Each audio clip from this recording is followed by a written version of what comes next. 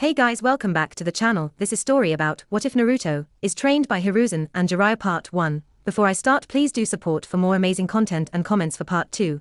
Do consider to subscribe my channel and share my video to your friends and check out the description as well. Let's start the video. Sarutobi stared solemnly into his crystal ball, once again trying to peek in on Naruto. It had been 1 full week since he had last seen the boy, and he was starting to think it was a bad idea to actually tell the young ninja the truth about who he was and the greatness he could obtain. The meeting had not ended well and Naruto barely even spoke to him after learning the truth. When the crystal ball glowed brightly for a moment, Hiruzen looked hopeful, at least until it calmed down and returned to normal seconds afterwards. Sighing, he slipped the ball away again and shook his head. Naruto-kun, I hope that you will forgive me for lying to you all this time. I haven't even told the council about this yet, though I should have held a meeting later that very night. What am I supposed to do now? The Sandaime Hokage was broken from his thoughts as he felt a cool breeze waft through the room, gently knocking a few papers about on his desk. Smirking softly to himself, the elderly Hokage closed his eyes and nodded his head. Good day, Jiraiya-kun. I take it you have a lead on her whereabouts finally. Jiraiya slowly closed the window before taking a seat across from his old sensei. Closing his eyes, he crossed one of his legs over the other and frowned. Before I get into that, I want to know why the hell Naruto's gone and secluded himself the way he has. What the hell did you say to him, old man? Hiruzen groaned and lightly hit his forehead against his desk before digging around in his desk for his pipe. After all the shit with Orochimaru, you want to tear into me already? I still say we were lucky to get through that. It's a miracle I'm even alive, Jiraiya-kun. Glancing into his student's eyes, the old man sighed heavily and shook his head. I'm too old for this shit. I told Naruto-kun the truth. About everything, Jiraiya-kun. About his parents, about the Kyuubi and what we know, about my laws put in place to protect him, about his parents' wishes for him, about you and Tsunade-chan being his godparents. I told him everything. Since then, Naruto-kun has hidden himself away inside of his parents' compound and I haven't seen hide nor hair from him since. I was hoping perhaps he would have remained in contact with his friends, Kakashi-kun, or even you, but by all accounts I've heard, nobody has seen him since I told him the truth. When Jiraiya looked about ready to erupt and yell at him, Hiruzen raised his hand and shook his head as he finally retrieved his pipe from his desk. Lighting it, the old man took a few puffs and narrowed his eyes at his student. Don't say a word, Jiraiya-kun, until I am done. Hear me out, hear my reasons behind what I did, and then you can speak your mind. Is that understood? When Jiraiya simply nodded and narrowed his eyes in return, Hiruzen nodded, letting out another heavy sigh. Good. Rising from his chair, the Sandaime Hokage took a few steps towards the windows behind him and peered out over Konoha. Bringing his pipe up to his lips, the elderly man closed his eyes and chewed a moment on the tip before he took a few more puffs and shook his head, letting out his breath slowly. I promoted Naruto to Chunin Jiraiya. He proved himself more than capable during the exams, especially when he took it upon himself to go above and beyond the call of duty to bring down the Ichibi Jinchuriki. Whether you knew it or not, I was left with specific instructions to tell Naruto the truth when one of 2 conditions was met. Keeping his back to Jiraiya, Hiruzen smirked a bit and shook his head as he stared off in the direction of the Uzumaki Namikaze grounds. 1. When Naruto turned the age of 16. Or option 2, when Naruto made the rank of Chunin. I had also decided that if I deemed Naruto mature enough, that I would tell him then if neither of the other options applied. Why? Because unlike most people in this village, I have faith in the boy. I have to call a council meeting soon, Jiraiya-kun, to announce to people Naruto's heritage. It's not something that can be hidden forever. What worries me is how everyone will react. Before he could speak on the matter any further, Jiraiya shot up from his chair and interrupted him. You know damn well how they'll react, old man. They'll call you a liar and they'll demand his death for nothing. Then that bastard Danzo, he'll want Naruto even more than before. He'll begin actively trying to recruit my godson into Root, so he can truly turn him into a damn weapon. And what would you actually do about it? Nothing. The scars my godson's been through so damn much, and you didn't even lift a finger. What did you do? You declared a fucking law saying he wasn't to be adopted by anyone. You left him to suffer on his own when somebody could have truly taken care of him. When the Sandaime spun around on his heels, leveling a majority of his killer intent on his student, Jiraiya began to snarl and took a step closer, doing his best to ignore his sensei's misdirected anger. He may not have any scars on his body thanks to his unnatural healing ability, but there are some scars that just don't leave a person. Hokage-sama. The things he's been through, he hasn't confided everything in me just yet, but Kami, damn it, old man, you let him suffer so much throughout his childhood. You let the different branches of the council, and those 3 bastards, push you around and decide everything you're allowed to do. There were plenty of people that could have raised him, protected him. I understand if you were worried about those Hyuga or Ucha bastards, but what about the others? The Noro clan could have taken him in and taught him so much. Those idiots at the academy purposely sabotaged him every chance they got, all because you fucked up, old man. By now, Jiraiya and the Sandaime were mere inches apart, the two of them practically snarling at one another. Still, Jiraiya wouldn't let his sensei get another word in until everything he wanted to say had been said. The Yamanaka clan could have adopted him. The Inuzuka clan could have easily taken him in. The Akimichis. There were enough people that could have easily taken him in and kept him safe, but because of your stupidity, my godson suffered and suffered and suffered, and you didn't do shit to help him. If it wasn't for my spy network. Hiruzen took this moment to interrupt and waved his pipe in front of Jiraiya's face before forcing him back away from him. Listen here, Jiraiya, and listen well. I did what I did to keep that poor boy safe. It may not have been the best decision, but damn it, I'm not perfect. And you? You sent the boy money so he could feed and clothe himself, but did you ever actually take the time to pay him a visit once, or twice a month? Of course not. You're just as guilty of abandoning Naruto-kun as I am, and don't you dare try to deny it. I've made mistakes. I've made plenty of mistakes, Jiraiya-kun, but so have you. And then on top of that, Tsunade. Jiraiya reached out and gripped the Hokage's collar, hoisting him off the floor and shaking him for a moment before the Hokage's personal ANBU appeared around him with swords pointed at various vital points on his body. Grumbling, the Toad Sannin shook his head and set his sensei back on his feet before looking away. You leave Tsunade Heim out of it, old man. The shit she's been through, you can't honestly blame her. I doubt she even truly knows about him. If Tsunade Heim knew about our godson, I'm sure she would have come back. I'm sure she would have done everything in her power for him. But that's neither here nor then. What matters is that we've failed Naruto-kun. All of us. And with him knowing the truth, I wouldn't blame him if he wanted to burn this whole village to the ground and us right along with it. We lied to him, old man. Hiruzen waved off his ANBU and sat in his chair again, with Jiraiya taking a seat on the couch and staring blankly his way. Yes, we have. I actually have an idea, Jiraiya-kun, if you're willing to hear me out. When his student nodded his head slowly after taking a few minutes to calm himself, the elderly Hokage nodded his head. Good. I want you to take Naruto-kun and go in search of Tsunade-chan. Whatever it takes, I want you to bring her back here. I'm hoping you don't have to get physical with her, and I don't mean it in that way. So don't even think about that in my office. Anyway, sighing heavily, Hiruzen set down his now empty pipe and closed his eyes as he folded his hands before his face, letting his chin rest atop the now intertwined fingers. I want Tsunade-chan to take over as Godame Hokage, Jiraiya-kun. And I think if you take Naruto-kun along and allow him to meet her, I don't know how to explain it other than a feeling I have, but I think she might actually come back for him if nothing else. But more than that, it's important for the two of them to heal and return to normal. We can't let them continue on as they are. Jiraiya nodded slowly and sighed. I understand, old man. I'll go see if I can't talk to the kid. Maybe if I tell him that he and I are going on a mission, he'll actually come out and talk to me for a change. Shrugging, the old pervert rose from where he sat and patted his legs. Mind making this an official mission, old man?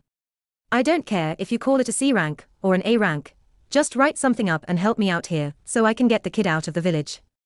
I already know where she's at and it won't take the two of us too long to get there. Perhaps I can even teach the Gaki something along the way. I'm more concerned about the results of this council meeting you're going to tonight. Be careful and don't let them pull any of their usual shit with you. Okay, old man. When Hiruzen simply nodded with another heavy, long, drawn-out sigh, Jiraiya grinned and patted him on the shoulders. Good. Now. Naruto Uzumaki Namikaze's compound, master bedroom, 15 minutes later. Have you figured it out yet, Naruto? It was a gruff voice that echoed inside the young man's head that spoke to him. This voice belonged to the Kyuubi, the most powerful of all the 9 Bijuu. When her container simply shook his head and scoffed, the Kyuubi sighed softly inside his head. Not yet. My Chusan's jutsu seems a bit more complicated than I had originally anticipated, Kyuubi. The Hiraishin no Jutsu, Flying Thunder God technique, was one of Chusan's trademark techniques from what I've heard and read thus far, but the damn thing is just so complicated. Still, if I can figure this out then maybe. Naruto frowned and shook his head. Naruto, I understand. I already agreed to help you, but you're going to need to recruit allies if you want to succeed. You can't do it all on your own, and you're not going to be able to find all the allies you need here in Konoha. If I was outside, I could help you, but there's only so much one can do when they're trapped inside a cell such as mine. The blonde-haired young man closed his eyes and began to roll up the scrolls he had laid out on his new bed. I already told you, Kyuubi, I'm working on it. Just be patient while I figure something out. Yes, during the week, the young Uzumaki had chosen to contact the Kyuubi. The two of them have shared a mental link since then. Together, they worked on perfecting his new jutsu, among other things. Kyuubi had taken it upon herself to teach Naruto what she could, while instructing him to read through the various scrolls in his new home, while he had his privacy for information on his parents, their jutsu, and their history. Aside from all that though, the two of them continued to make plans about where to go from here and what to do along the way. So far, the two of them had decided that the Sandaime Hokage could no longer be trusted. Naruto had decided, with the Kyuubi's help, to wait until the Hokage announced to the village about who Naruto's parents were so he could gauge their reactions. Depending on what happened from there, it would help him to decide his next actions. All in all, the blonde Chunin had formulated several plans with Kyuubi's help, and whatever he decided to do would be somewhat dependent on what the people of Konoha did with the information they would be receiving soon. Both Naruto and Kyuubi suddenly froze when they sensed somebody trying to bypass the security seals he had set up earlier in the week to keep people off his property. Groaning, the blonde-haired young man hurriedly put away his things, grabbed hold of a kunai, and moved out of the room. Within seconds he was outside, glaring daggers at the direction of his compound's gate. Upon noticing who it was, the Chunin sighed and shook his head, quickly putting away his kunai. It's just him. I guess I shouldn't be surprised. As Naruto moved towards the gate to allow Jiraiya in, Kyuubi decided to voice her opinion on the man. Naruto. Are you sure you can trust this man? You were with him for that full month, and he didn't tell you a thing about your parents, or who he really is to you. In fact, he barely taught you anything. And for that matter, why the hell hasn't he been around for you? The young blonde sighed and shook his head, freezing in his tracks as he did. As he went to reply, Naruto noticed Jiraiya waving at him to let him in. Frowning, Naruto raised one of his hands and held a finger up. One sec Urosenin, I'll be right with you. Quickly choosing to ignore Jiraiya's little rant about the nickname, Naruto tuned him out and spoke to Kyuubi. I've known this man for a month, Kyuubi. I can't make a judgment call based on such a short amount of time spent with him. He helped me out a lot during the month, so he deserves at least the benefit of the doubt for now. I'll talk to him and give him a chance to explain himself.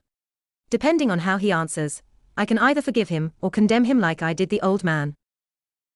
Kyuubi simply huffed, but conceded to the young man. Shrugging his shoulders, Naruto walked over and allowed Jiraiya inside his compound. Come on in, Urosenin. I'll make some tea, and you can tell me why you've come on by, okay? Jiraiya frowned, but nodded his head and followed his pupil inside his home. Seating himself upon a couch in the living room, the perverted hermit watched Naruto for a time, before shaking his head and sighing softly. Naruto, what must you think of me now that you've learned the truth? I lied to you. I wasn't there for you when I should have been. I can only imagine the kinds of thoughts running through your mind right now. The elderly toad sage was snapped from his thoughts when Naruto returned and handed him his tea. Tea, thanks, Naruto. Let me get right down to business. Crossing one leg over the other, Jiraiya blew on his tea softly for just a moment before taking a sip and grinning at his young student. I spoke with the old man, Naruto. He told me what happened and how he hasn't seen you in a week. But rather than get into that particular situation, I'd like to get to the main reason I popped on over today. It's kind of important, Naruto, so hear me out before you say anything, okay? Seeing the young Uzumaki Namikaze nod after taking his seat, Jiraiya chose to watch him for a time while the two of them sipped their tea. After being silent for a good 2 minutes, Jiraiya finally breathed out a sigh and nodded his head. Naruto, I'm going to bring you with me on a mission. The two of us are going off in search of Tsunade, your godmother. The old man wants her to become the next Hokage, but I'm not so sure we're going to get that lucky with her. At best, we might be able to convince her to head the hospital and train new medics. Heck, our current medics could learn more than a thing or two from her. But I'd also like for her to get to know her godson. I think she'd be real proud of you, Naruto. Naruto listened as his godfather explained the mission in further detail for a short while longer, before he finally put his teacup down on the coffee table and nodded his head. Before I actually agree to go with you, can you just answer something for me? Seeing the white-haired man nod, Naruto looked at him and sighed heavily. Why didn't you tell me who you really were to me? And for that matter, why weren't you there for me? Insulted, harassed, beaten, I was never given a fucking chance growing up. Even now that I'm a shinobi, they still try things from time to time. I thought if I could prove myself to these people, show them that they were wrong about me. The blonde shook his head and groaned before punching his fist into the couch seat next to him. Why weren't you there for me, Uro-sennin? Was it so hard to just come on by and see me from time to time? That would have been enough. Just to know that somebody fucking cared about me. That I had some semblance of family in the world. Do you even care about me, Jiraiya? Or am I just another fucking Gaki to you? By now, Naruto's eyes were flashing dangerously between their usual blue color to red with slit pupils. Jiraiya, seeing how angry and hurt his godson was, frowned and brought a hand over his chest, clutching at the fabric covering it tightly. Naruto. You're not just another Gaki to me. You're my godson. On top of that, you're the child of my old pupil, Minato Namikaze. You are dear to me and I do care for you. I'm so sorry I wasn't there.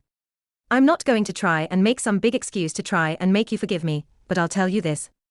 Besides having my spy network to run, things were dangerous on the road. I would have brought you with me if I could have. I should have visited you earlier, spent some time with you something. But damn it, I didn't. The old man and I already fought about this and I just no matter what I think up, it just doesn't sound right. You deserved so much better, Naruto. The super pervert looked into his godson's eyes and clenched his teeth together. After a time, he lowered his head and closed his eyes, fighting back the tears. The way those people have treated you. Your parents would be so ashamed of this village. Danzo wants to use you as a tool, a weapon, the old man's teammates are on his side, the civilian council wants you dead. Half the damn people in this village have tried to kill you. I'm amazed you haven't run away, or given up already. I'm amazed you're still as kind a person as you are. After all you've been through, anybody else would have lost their minds. Naruto closed his eyes again and shook his head. Tell me, Uro-sensei, what would you have done if you were in my place? Jiraiya froze for a moment and looked in his godson's eyes again. Frowning, he scratched the back of his head and shrugged. Honestly, Gaki, I don't really know what I would have done. I could have ended up swearing vengeance like your friend, Sasuke. I could have turned into another Orochimaru, or I could have killed myself. Any number of things could have happened. I don't really know for sure what I would have done, Naruto. Chuckling softly to himself, the blonde Gaki shook his head and smiled. Makes sense, I suppose. Jiraiya-sensei, I'll give you a chance, okay? Don't go running off on me without telling me first and giving me a damn good reason for it. I never got to experience what it's like to have a mom and dad like other kids do. So I'd appreciate it if you'd at least stick around and spend some time with me. Help me out with my training. Whatever you can do for me. And when we bring Tsunade back, I expect the same of her as well. What do you think? Jiraiya smirked and nodded his head before finishing the rest of his tea. Sounds like a good idea, Naruto. I didn't plan to go leaving you so soon anyways. But would you mind telling me something? What are your plans now that you know everything? I get the feeling you're pretty pissed at the old man. The young Chunin sighed and nodded before helping his godfather off the couch. Yeah, I'm pissed. It's hard to forgive him for what he did. He's the entire freaking reason I wasn't adopted. Coming up with a fucking law saying nobody could adopt me, what kind of bullshit is that? Realizing he was letting his anger get the better of him again, Naruto took a few deep, calming breaths and closed his eyes again. You asked about my plans, right? Seeing his godfather nod again, the boy breathed out another breath and nodded. To be perfectly honest with you, my plans depend on what the villagers and my friends choose to do once they learn the truth about who I am. I won't say any more than that just yet. Walking off with the now empty teacups, Naruto rinsed them out and set them aside before turning back to face Jiraiya. That's fair, Naruto. Go on and get yourself ready. I'll wait for you at the main gate in 10 minutes. I'd like to leave as soon as possible so we don't lose her. That and the council meeting is being held tonight. Sooner we get out of here, the better. We'll let them soak in the information while we're gone. When we come back, we'll have their true reactions. Sound good? Getting an affirmative nod from his godson, Jiraiya patted him on the head and smirked. See you in a bit, Gaki. And with that, Jiraiya was off while Naruto went off to pack his things. Later that night, council meeting room. Hiruzen Sarutobi sat in his chair, his face in his hands as he listened to all the hubbub in the room. People were discussing what this particular meeting was actually about. From what everyone was saying, Hiruzen was fairly certain that he was the only one in the room with any knowledge of the true reasons behind this particular meeting. Raising his head, the Sandaime Hokage rubbed his tired eyes and shook his head before calling for everyone's attention. I've noticed that you are all wondering just what this particular meeting is about. There are a few reasons. Firstly, I would like to inform you all about two rogue ninja that infiltrated the village earlier today.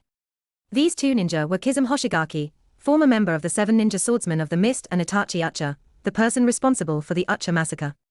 As the whole room went silent and gasped, Hiruzen nodded his head and closed his eyes, folding his hands before him and resting his chin atop his hands.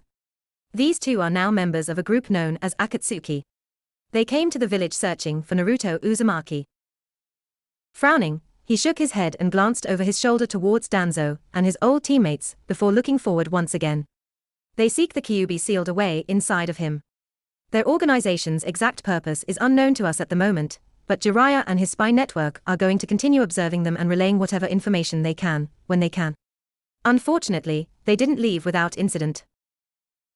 Shooting a quick glare at the civilian council, hoping they got the message to stay quiet, Hiruzen quickly continued. Jonin's Kurenai Yuhi, Asuma Sarutobi, Kakashi Hatake, and Might Guy confronted them when they arrived. However, Kakashi is currently in the hospital in a coma of some kind. He battled Itachi and unfortunately could not quite measure up.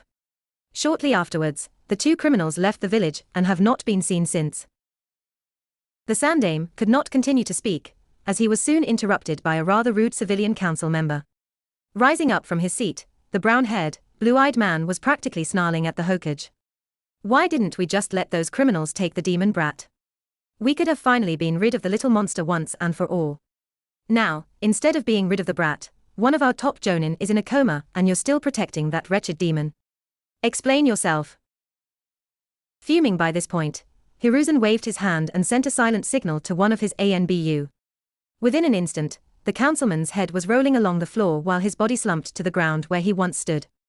I shouldn't have to say this, but I will anyways, because you council members seem to be going senile far faster than even I am.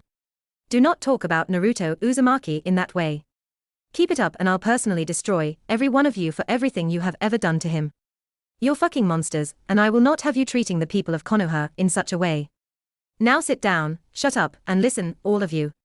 After that little outburst from the Hokage, everyone quickly shut up and sat staring at their Hokage with wide eyes. After he finally calmed down, Hiruzen smirked and nodded his head.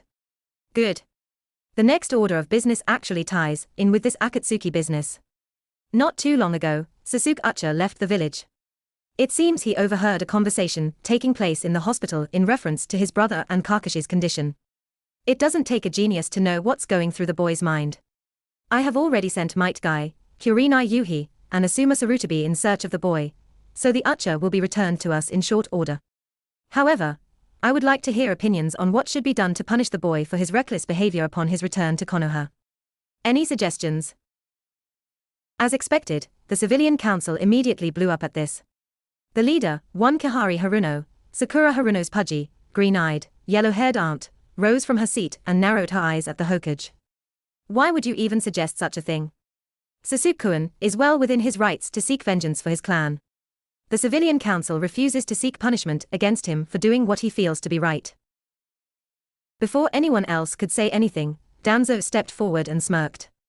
The boy obviously lacks discipline, Hokage-sama. You could always simply let me have him.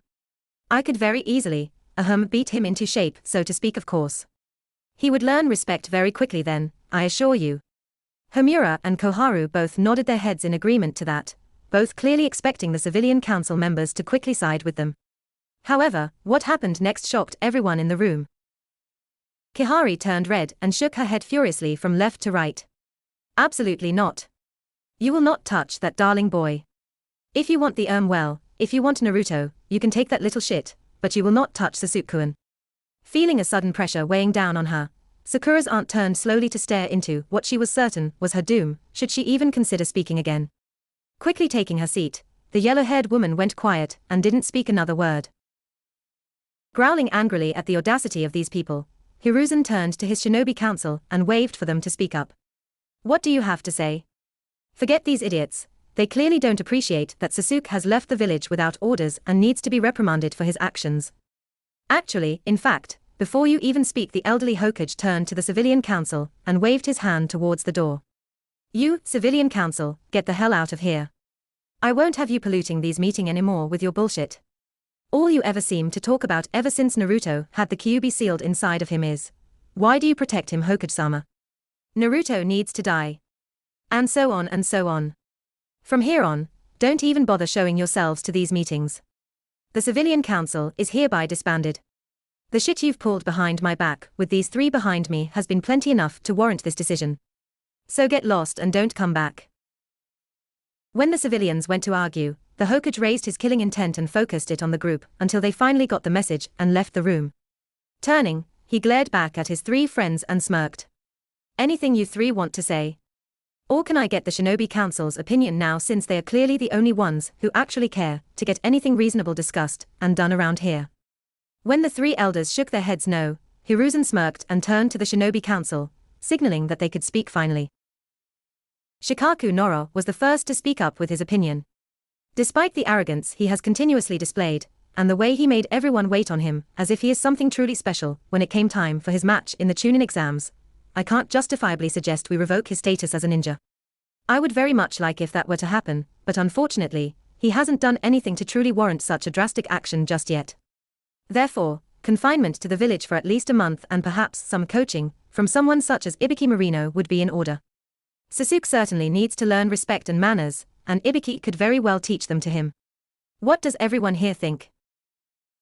Hiruzen smirked as the rest of the Shinobi Council quickly agreed, Sume even offering to let her dogs tear Sasuke a new one in the process. Nodding his head, Hiruzen smirked back at the elders once more before announcing that Sasuke would be receiving his punishment as soon as he was back in the village. After a time, the old man folded his hands again and rested his chin atop his intertwined fingers once more. Now on to the final matter that needs discussing this night. Sighing to himself, the elderly Hokage shook his head and looked up towards the ceiling. It's time you learned of Naruto's heritage, and why I chose to do what I did all those years ago. Now that he has made the rank of Chunin, I have informed him of who his parents are and bestowed upon him the gifts his parents left to him. Glancing around at everybody, he let out another deep sigh and closed his eyes. Naruto's full name is Naruto Uzumaki Namikaze. This should easily tell you who his parents were. Sume picked up on it faster than even Shikaku did and quickly shot up from her seat and slammed her hands down upon the table before her. Are you telling me the kid's Kushina and Yondame-sama's son? What the hell, Sandame-sama? If that's the case, why didn't you let me adopt him all those years ago? You refused me every fucking time, even knowing how dear she was to me. Hiruzen sighed and rubbed his forehead tiredly. Like I said, I'll explain it all shortly. But yes, you have it right. Naruto's parents are Minato Namikaze, the Yondame Hokage himself, and his wife Kushina Uzumaki. Naruto is truly the last of the Uzumaki clan as we know it, and his the Yondame's legacy in the flesh. I will announce this to the villagers in the morning, but for now I'd like opinions. Inoichi took this moment to speak up. If he truly is their son, and I'm not saying I don't believe you, don't get me wrong, then those who actually believe it might demand that he be put into the CRA Hokage-sama. They might try to use the Yondame's son for breeding purposes. It's wrong, I know that, but I can understand the reasoning behind why they might choose to argue in favor of such a thing. The Hokage shook his head and narrowed his eyes as he looked at the table beneath his elbows. I absolutely refuse to force Naruto-kun into such a thing against his will. He hasn't spoken to me in a week, and he's got seals intact that prevent me from spying on him. My best guess is that Naruto is currently furious at me for keeping such secrets from him, and even more furious with me for the laws I put into place that prevented him from being adopted by those who actually wanted him. It's going to take some work to regain his trust and set things right, and the CRA would only make things worse. So I will refuse that adamantly. For a good time, the remaining council members continued to speak about Naruto Uzumaki Namikaze, and about what would be said in the morning. In the meantime, Danzo and the elders, Homura and Koharu, were currently trying to formulate their own plans for little Naruto. Whatever would benefit them in the end was exactly what they were going to try and pull off. Soon enough, Danzo disappeared, leaving everyone to their own devices. This only gives me even more reason to get that sniveling little Gaki on my side. Possessing Naruto would earn me such leeway. I could control everything. Meanwhile, Shukuba Town, in second floor. Jiraiya and Naruto chose to rest in a small town known as Shukuba Town for the night. They had been traveling all afternoon and evening, but they hadn't reached their target yet, a place called Tanzaku Quarters. That was the location where Tsunade was currently said to be, and with the festival taking place, the chances were that she would be there for some time yet before moving on. After moving out from Shukuba Town in the morning, the traveling duo should be able to reach the lively town by midday if there were no distractions. Sadly, despite Jiraiya's promises to train him along the way, he had chosen to run off with some woman shortly after paying for their room for the night. So, deciding to let the old man have his fun, Naruto ventured to their room, locked the door, and sat upon the bed so he could resume looking through his scrolls. I really don't see why you even bothered giving him another chance.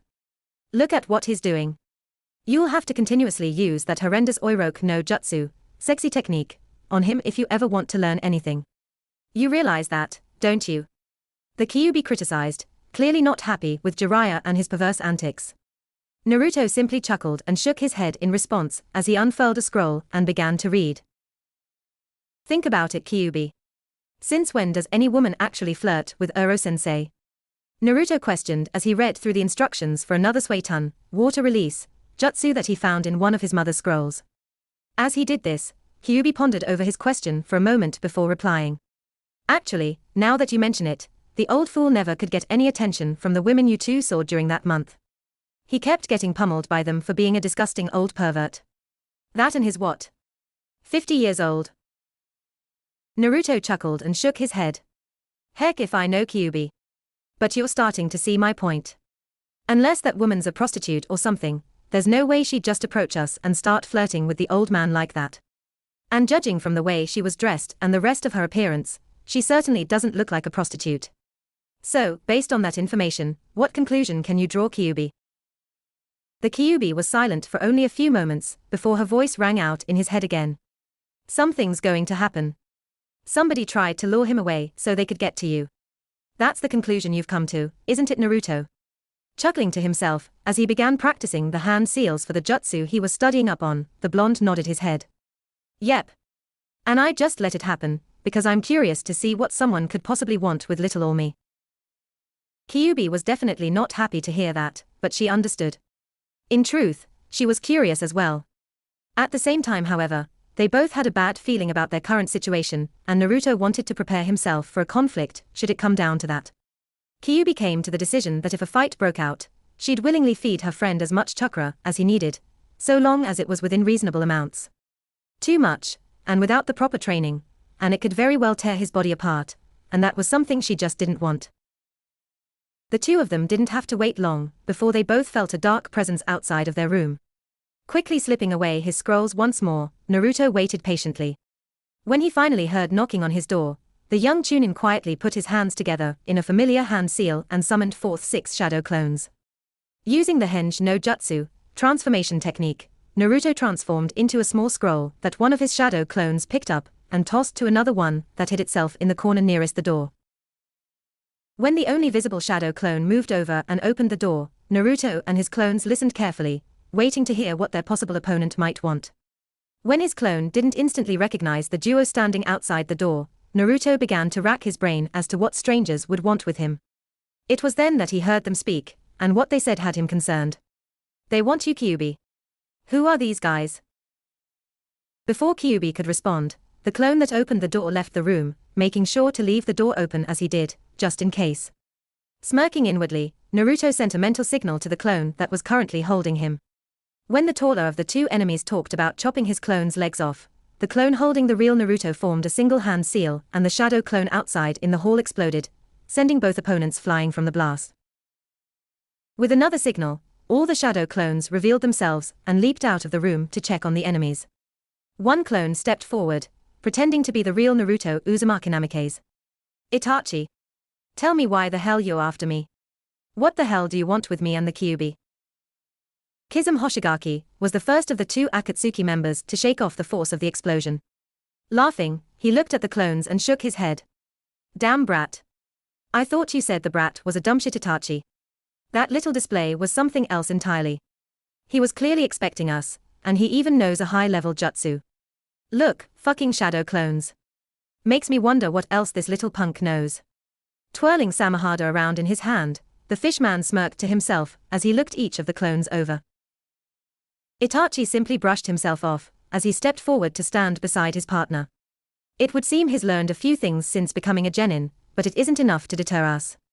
And I'm afraid even my Sharingan isn't enough to tell the real Naruto apart from his shadow clones. Seeing as is choosing to be difficult, you should go ahead and let loose until the real one chooses to show himself. Just don't go drawing too much attention to yourself, Kizum, we're trying to play it low-key. Narrowing his eyes, the Ucha looked between each of the clones and tried to figure out which of the clones was the real Naruto. When he still couldn't, he shook his head and sighed. Go on. Make it quick. Kizum smirked at this and took a step forward, holding Samahada out in front of him. Sounds good to me, Itachi-san. Now, which of you little punks wants to try me first? When the clone holding the Naruto scroll stepped forward and began flashing through hand seals, Kizum quirked an eyebrow. Interesting, what's the little gaki up to? When the clone finished its hand seals, it brought a hand up to its mouth and smirked. Enjoy fish breath. Futon, Bakuhatsu Takina no Dangan, wind release, explosive air bullets. The clone quickly began to fire a series of tiny air bullets from its mouth straight at the Akatsuki members. Itachi, seeing this attack, quickly went through a series of hand seals and brought his hand up to his mouth as well. Kaiten, Gokaku no Jutsu, fire release, great fireball technique. A moment after Kizum hopped back behind his partner, the two techniques collided and the area around them literally exploded, taking most of the second floor of the inn with it. When the smoke finally cleared, Itachi narrowed his eyes and glared across at the clones. That was a dangerous maneuver, Naruto-kun. Are you trying to kill the people staying here? That doesn't sound like you. When Naruto simply shrugged and smirked across at him, Itachi narrowed his eyes further and shook his head. I must admit, I'm disappointed in you. But no matter, we are here to take you, Naruto-kun, so stop resisting. Before anyone could even say anything more, a voice rang out from the other end of the now destroyed hallway.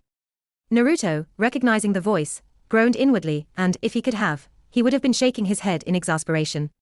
Itachi. I promised myself I'd kill you. You murdered everybody. Sasuke, you idiot. Of course you wouldn't come here to help me, it's all about your stupid vengeance. Kami forbid you actually come to help a friend. Itachi turned away from the clones and waved his hand behind him. Kizum, deal with Naruto-kun please. It seems my dear Atuto has come to pay me a visit. Who am I to deny him his wishes? Kizum smirked and nodded, eager to have a little fun. Sure, Itachi-san. You deal with the flesh bag, I'll get the Kyuubi brat. I hope you make him scream. It's so much fun to hear them scream. The shark man chuckled to himself before he turned to face off against the clones once more. Now, let's try this again. Eeny, meeny, miny, mo hum to hell with it. With that, Kizum charged forward, aiming to take out one clone at a time until he finally found the real one. It just wasn't his style to worry about picking out the true Naruto from the crowd of clones. It's way more fun to just kill them all. Kizum snarled as he cut down clone after clone.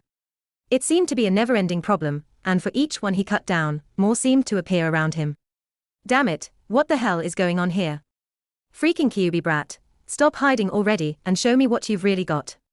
Swinging the Samahada in a wide arc, the shark-like Akatsuki member cut down 3 more clones, only to have 5 more take their place a moment later with another shout of Koge Bunshin no Jutsu, shadow clone technique. While his opponent became more and more frustrated with the blonde Jinchuriki, Naruto found himself smirking within his mind. Alright. Clones, get ready to enact the plan. Group number 1, I already gave you your orders. You're on the distraction detail. Groups number 2 and number 3, unleash these jutsu when I give the signal. He mentally ordered his clones. As they got into position, he kept close watch over Kizum's actions. Good, keep it up, fish breath. You're going to walk right into my trap.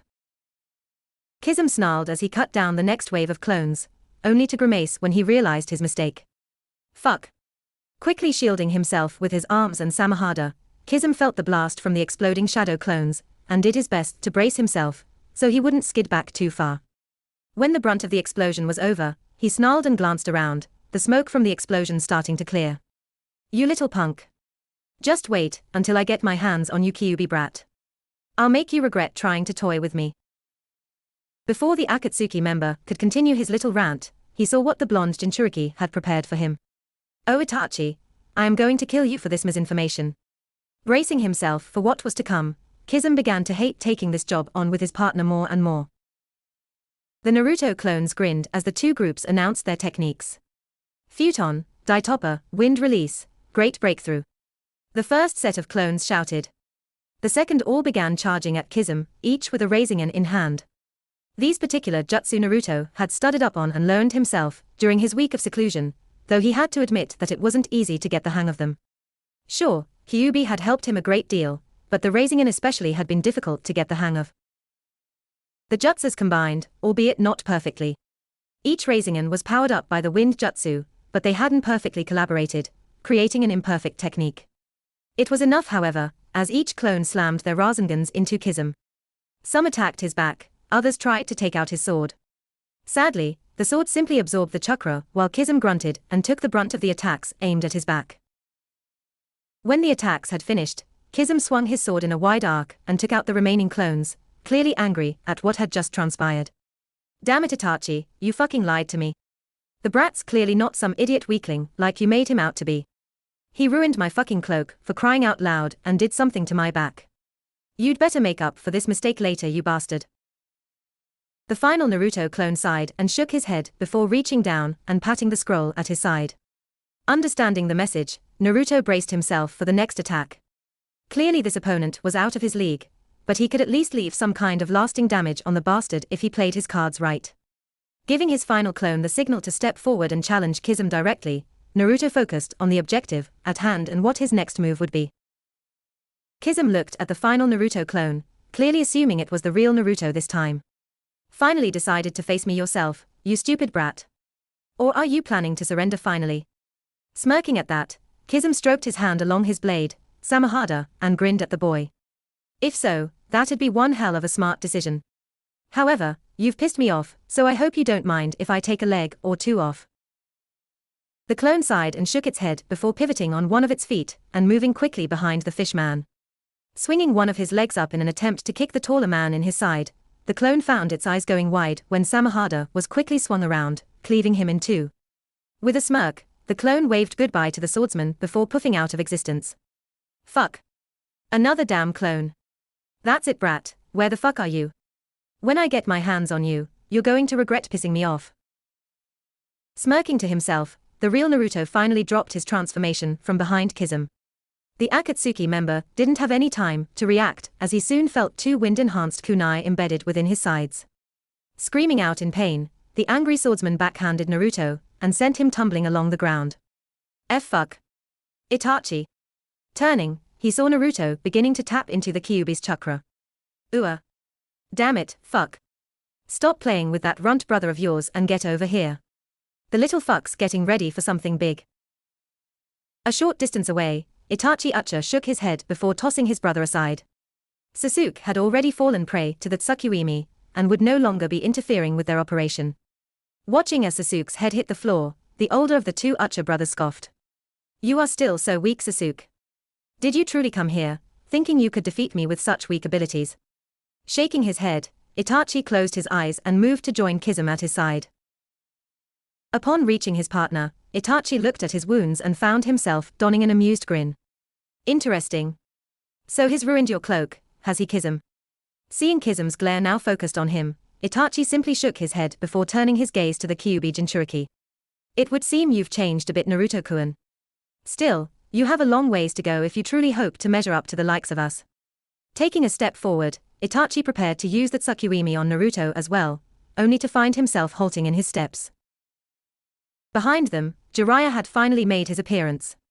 Seeing the tall man, Naruto breathed a sigh of relief and released his chakra cloak, choosing instead to collapse to his knees. About time you got here, Uro-senning. You're lucky I managed to hold the big guy off as long as I did. Chuckling to himself, the blonde Jinchuriki rose to his feet and watched as the two Akatsuki members fled for the time being. Shaking his head, Naruto looked around at all the destruction.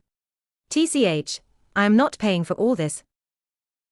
Jiraiya frowned at all the destruction as he joined his godson and placed a hand on his shoulder. All the people that were staying here, what happened to them, Naruto? Seeing the concern in his godfather's face, Naruto scoffed and looked away. Don't worry so much. I'm not so heartless yet that I'd just murder a bunch of innocents in a damn fight. While I was setting things up, I used shadow clones to vacate the second floor. When you were escorted off by that woman, I had a feeling something was up. TCH. It was shortly after you left that I began escorting people out of their rooms to safety. I didn't want to have to hold back, because I was worried about their safety after all. Jiraiya sighed, clearly relieved that the people of the inn hadn't been hurt in the fight. Still, glancing around, the Sannin found himself groaning as he wondered about who'd have to pay for the damages done to the inn. Before he could truly take the time to think on it, however, he sensed three presences behind him and turned around to see three Konohagakure ninja appear near Sasuke. Yo! What brings the three of you here? Kurenai looked between the downed Sasuke to the toad sage and shook her head. We were sent to retrieve the Ucha. Shortly after you two left, two men in black cloaks appeared in Konoha. Asuma, Guy, Kakashi, and I fought them, but it didn't end well. Kakashi's in a coma after something Itachi did to him. Before she could go on, Kurenai found herself being interrupted by Naruto. Itachi's one of the bastards that just attacked me. The team over there showed up a short time after I was attacked, but it wasn't to assist me. So, let me guess what happened. Closing his eyes, Naruto brought his left hand up and began rubbing his nose, frustration clearly taking over at this point. Sasuke team overheard Itachi's name. He heard my name mentioned and went looking for me. Realized I had left the village with Uro-sensei here. From there, he left the village, most likely without permission, and followed my trail here. And, here's the best part in his grand plan, rather than coming here out of some concern for me, even as just a fucking teammate, he had planned to somehow, miraculously kill his traitor of a brother, Itachi Ucha. And whoop-de-fucking-do, his revenge would be settled and he could go live happily ever after fucking himself in the ass with a wooden spoon. Am I correct there, senseis? Everyone was looking at Naruto, shock evident on their faces. At least until Jiraiya broke out into a large smile and began to laugh at the top of his lungs. When he finally managed to calm himself down, the Sannin patted his godson on the head. That's an exceptional way of putting it, Gaki. From what I've heard about the Ucha brat, that actually sounds like it would be right on the money. Though it looks like his plan didn't quite succeed, now did it? Naruto shrugged in response. Of course not. Itachi easily defeated him and then that happened. Itachi Ucha clearly did something to his brother, but I don't know what the hell it was. Still, whatever it was, it can't be pretty. The team screamed loud enough for the entire town to hear him. Then again, with me having blown the second floor of the inn to pieces, I suppose that's to be expected. Once again the adults looked to him with bewildered expressions. Kurenai, frowning at this, rose to her feet and began to approach him. Naruto-kun, are you saying you did all this? What about the people you were fighting? How could you have done all this? The whiskered blonde grumbled and shook his head. I'm not the weak fool people think me to be, Kurenai-sensei. Sure, I'm not strong enough to beat those two, but at least I could come up with a plan that would hold them off long enough for Uro-senning here to arrive. I suppose the best way to explain my strategy would be this: exploding clones. Aside from the initial damage caused by those, the rest of the damage was done when mine and Itachi's jutsu clashed. Pretty big explosion took place then. With a shrug of his shoulders, Naruto turned away and walked back into the remains of his and Jiraiya's room. I'm done answering questions now. The team could use your help. Get him back to Konoha, get one of the medics to look him over. I don't give a shit. As for Kakashi, he hasn't exactly done much for me either. Still, once we bring Tsunade back, she should be able to help the two of them. Doesn't matter to me. With another quick shrug, the Namikaze boy knelt down and brushed some rubble aside. Finding his and Jiraiya's bags, he tossed Jiraiya's to the Sannin and threw his own over his shoulder. Let's go, Jiraiya-sensei. It seems that we have even more incentive to find Tsunade now. The others watched as Naruto walked off before leaping down to speak with the innkeeper. They overheard the blonde Jinchuriki telling the man to bill Konoha for the damages, much to their dismay. Sighing and shaking his head, Asuma turned to Jiraiya for answers. What the heck happened to Naruto, Jiraiya-sama? Jiraiya sighed and shook his head. That's something you'd have to ask the old man. Something Hokage-sama said to Naruto caused this. That conversation changed something in Naruto-kun, and it worries me. I'm still furious with the old man. I truly am. Shaking his head, Jiraiya walked over to the three and patted them on their shoulders, one at a time. Take the Ucha brat back to Konoha. When Tsunade heals him, I'm sure he'll have to answer for his actions. I'll be sure to look after Naruto. Now, CYA. As Jiraiya walked away, he couldn't help but shake his head and let out another gruff sigh. So much for getting some rest for the night. Have to admit, I wasn't expecting this to happen. The three Jonin sensei watched as Jiraiya joined up with Naruto, and the two walked off together, discussing something between the two of them. Looking down at the Ucha, Might Guy frowned to himself, clearly a sign that the man was in distress over something. Little Naruto-kun seemed so full of the spirit of youth before when I saw him those few times. Now? It's different. I'm sure Hokage-sama would like to hear of this. Nodding in agreement with their bushy-browed friend, the three Jonin scooped up Sasuke and began their trek back to Konoha. Early the next day, in Konoha. The entire village had gathered around the base of the Hokage Tower, everyone murmuring to one another as they tried to figure out what was going on. They had all been summoned for some kind of speech the Hokage was preparing to give, and rumors abound about the purpose of the upcoming speech. One such grouping consisted of the remaining rookie genin, and Chunin Shikamaru Noro, that stood together, discussing the possibilities. Aino, being the gossip that she is, decided to confront the only Chunin of the group with questions. Shika, I bet you know something, don't you? You're the only one of us besides Naruto that was made Chunin, and we haven't seen the loudmouth in over a week. So fess up. What's going on? Shikamaru sighed and shook his head before looking Aino in the eyes with his usual lazy look. Not really, Aino. Just because I'm a Chunin doesn't mean that I'm made aware of every juicy detail about everything that takes place in the village. Geez, this is just too damn troublesome. First Naruto disappears without telling us anything, then Kakashi gets injured, and now this crap. It all just screams the word troublesome to me. Sakura sighed and smacked the Noro in the back of the head. Everything's troublesome to you, Shikamaru. Naruto disappearing probably has nothing at all to do with the Hokage speech, so why even bring that up? Kakashi getting injured is far more important than that idiot. At the looks she was given in response to her statement, Sakura blinked a few times and shrugged her shoulders. What? It's true. Shino shook his head in disappointment, refusing to even speak to her. Instead, he looked over at his teammate, Hinata, as she stared hatefully at the pinkette. It was unusual for the Hyuga girl to ever show anyone even that small level of malice, but what Sakura had just said had at least warranted this much from the normally timid, shy girl. Stepping back so Hinata could step by, he nodded at her and patted her reassuringly on the back. USA that now. Even A after all NN Naruto-kun has done for you.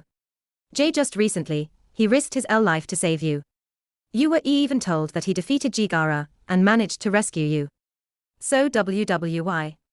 Why do you still badmouth him like that? Hinata shouted at Sakura, clearly furious with her for daring to speak bad about the boy she so dearly loved. The entire situation was infuriating, and Hinata couldn't take much more of Sakura's horrid behavior. Aino found herself shaking her head in disappointment of her best friend.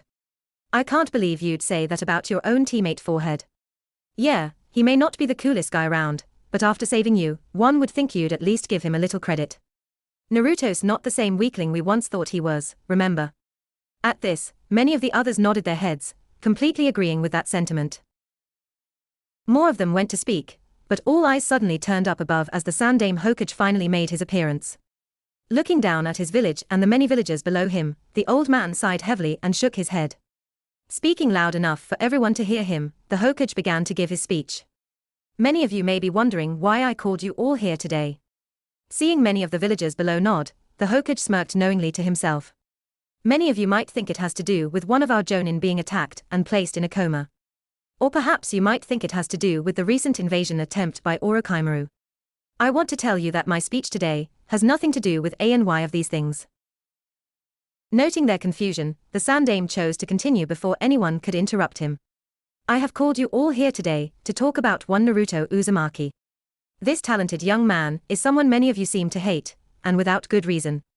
Many of you choose to hate him without even knowing why. You simply choose to follow in the ways of your predecessors, your family, and your friends.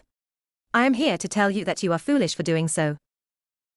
At the angry uproar below him, the Sandaime shook his head and demanded silence from the masses. Once everyone had gone quiet, he continued his speech. Let me explain a little about Naruto, before you say any more hurtful words about him. Many of the younger villagers here do not know this, and it was meant to remain an S-rank secret. Sadly, somebody spread the knowledge the very night poor Naruto was born about what he carries inside of him. Sighing at what he was about to say, Hiruzen understood that it was knowledge that must be spread in order for the masses to understand Naruto for who and what he truly is. You see, Naruto Uzumaki was made into a Jinchuriki the very night he was born. For those of you wondering what this means, the answer is quite simple. The Kyuubi wasn't killed on the night of October 10th those many years ago. One cannot simply kill a tailed beast. Instead, the Yondaime was forced to seal the Kyuubi into a young boy. I see the knowing looks on many of your faces. Yes, the Kyuubi was sealed inside one Naruto Uzumaki on the very night he was born. Hearing the ever-familiar cries of how Naruto was the demon incarnate, Hiruzen shook his head and released a wave of Ki, killing intent, to silence the masses once again. Not letting up, he continued to speak, effectively making sure all could hear him. Some of you may believe this makes him the very demon itself. This is not so. Your violent actions towards him in the past were unfounded, unjustified, and all those who chose to torment that poor boy simply for housing the Kyuubi deserve to be killed where you stand. But that is not what Naruto would want. Sighing heavily, Hiruzen lightened his Ki somewhat and continued to speak, a solemn tone in his voice now. Naruto never once retaliated against those that hurt him. The beast never took over, he hasn't harmed anyone aside from those he met on missions, or in the recent Chunin exams, or even the Jinchuriki known as Gaara. In those battles, he has fought to prove himself, to protect a client, and even to protect the village and those he cares for. Or cared for. The last few words were muttered under his breath, not even loud enough for those close to him to hear. Shaking his head of the thoughts that started to plague his mind, the elderly Sarutobi continued his speech. You see, Jinchuriki are treated similarly throughout the nations. They are treated as weapons, as tools of war in some places. In others, such as here within this very village, Jinchuriki are treated as monsters not worth even a grain of salt. Naruto has had it so hard, and this is not at all what the Yondaime wished for when he sealed the beast inside of the poor boy. The Yondaime wished for Naruto to be viewed as a hero. For without Naruto, the beast could very well have killed us all, have destroyed our entire village. Without Naruto, the beast would still roam free. Naruto is the only thing that is stopping the Kyuubi from escaping and unleashing its power on the world once again. Naruto has proven himself a hero, and you monsters can't even treat him as such. Seeing the pain on their Hokage's face and hearing the words he spoke, many of the villagers below practically sunk into themselves. Their posture changed and many looked like wounded pups. Those who were close to Naruto, who knew him personally, such as his fellow Genin, and Chunin Shikamaru, looked as if they were currently trying to wrap their heads around everything they had just been told. They weren't given much time to think however, as the Hokage looked as if he was about to speak again. Looking closer, they could see tears rolling down the elderly man's face. Wiping his tears, the old Hokage took a few breaths and resumed his speech. I am ashamed of what this village has become. I am ashamed that its people could prove to be so cruel, and so hateful towards one so undeserving of it all. But more than that, I'm ashamed of myself for not doing anything to stop it. I just let it happen, when I could have done so much more for Naruto Uzumaki.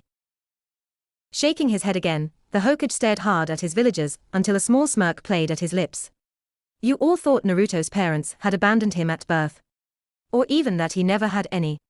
Regardless of what you thought, Naruto Uzumaki had wonderful parents. And many of you knew them. Or at least of them. In fact, you all should know of his father. Look to the monument behind me, and I shall tell you who Naruto Uzumaki's parents are.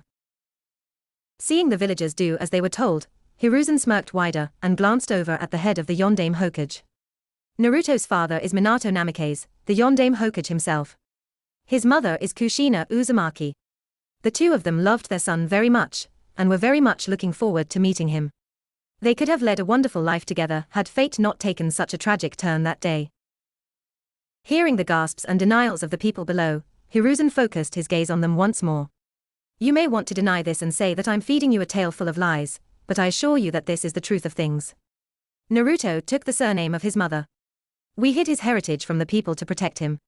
Instead, I feel I should have been a bit more honest far earlier on so that he could have been protected from you. You've spat on the wishes of his father, of the Yondaime Hokage you all loved so much.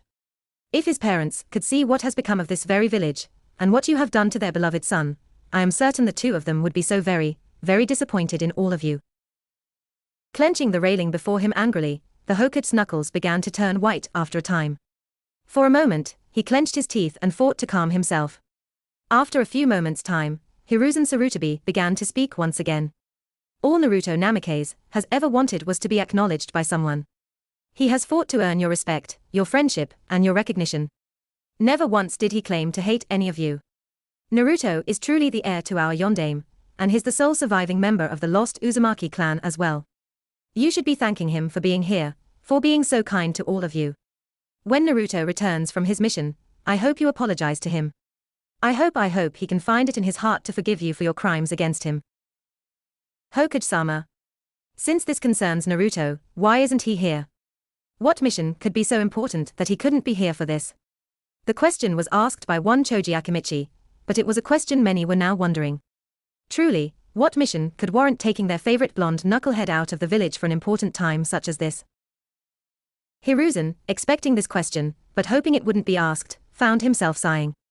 Shaking his head, the elderly man answered in his normal, calm tone of voice. Naruto went on a mission with Jiraiya of the Sannin just yesterday.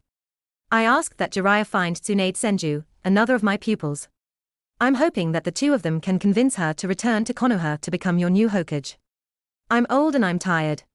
But this actually brings me to something else that might prove valuable for you to know. Nodding his head at this, Hiruzen stared calmly at the masses below and found himself smiling.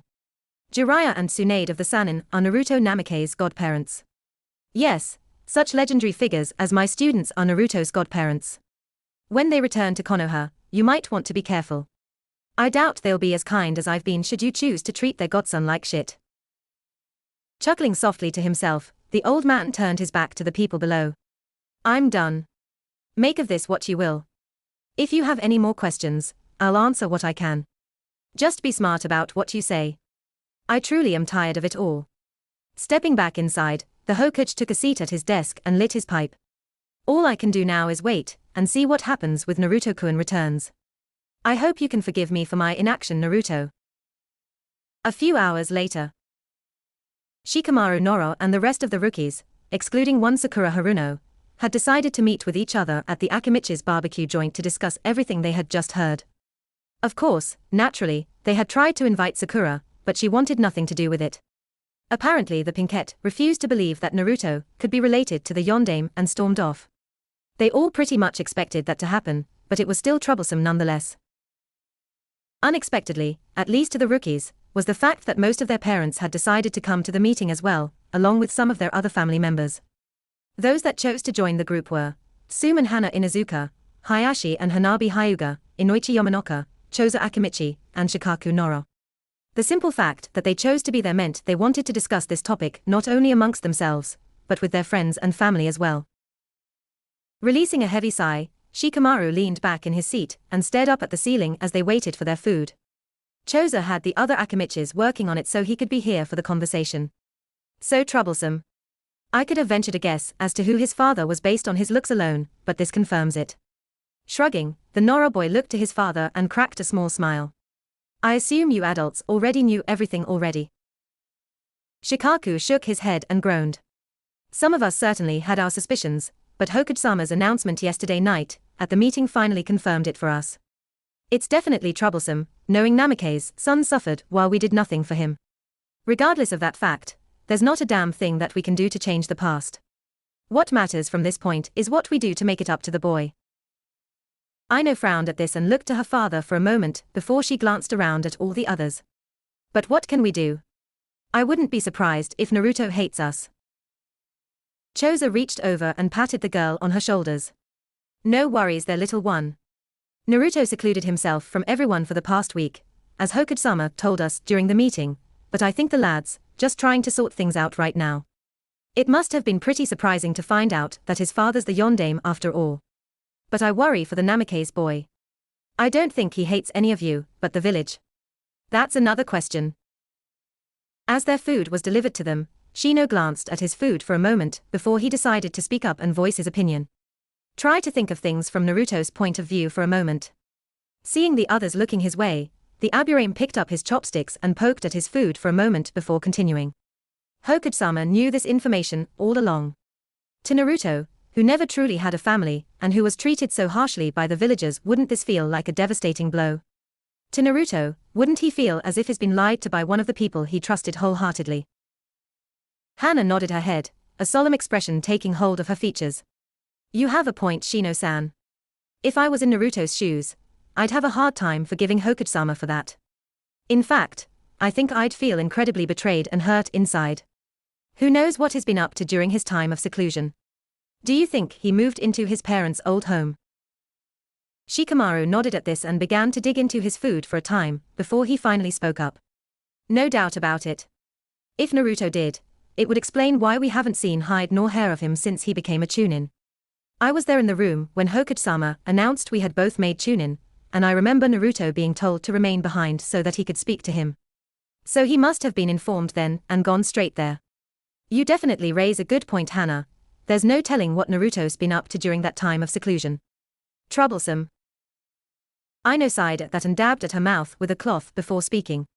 Stop saying that all the time, Shika. I'm just really worried about him.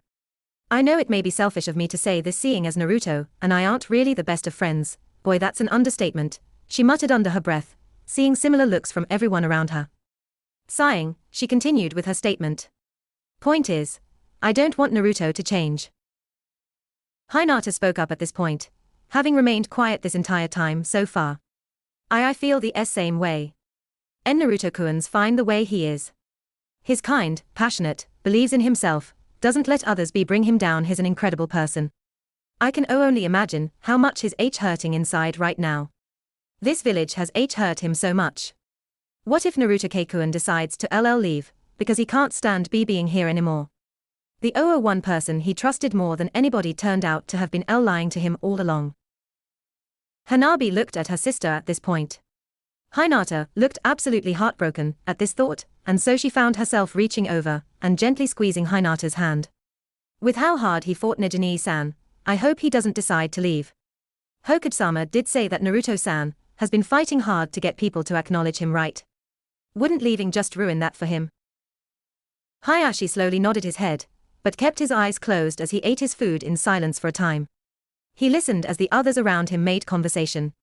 The one he was most concerned about at this moment was his daughter, Hinata. The leader of the Hyuga clan clearly knew of her feelings for the boy, and while he didn't approve of them at first, Naruto had proven to be an incredible shinobi thus far.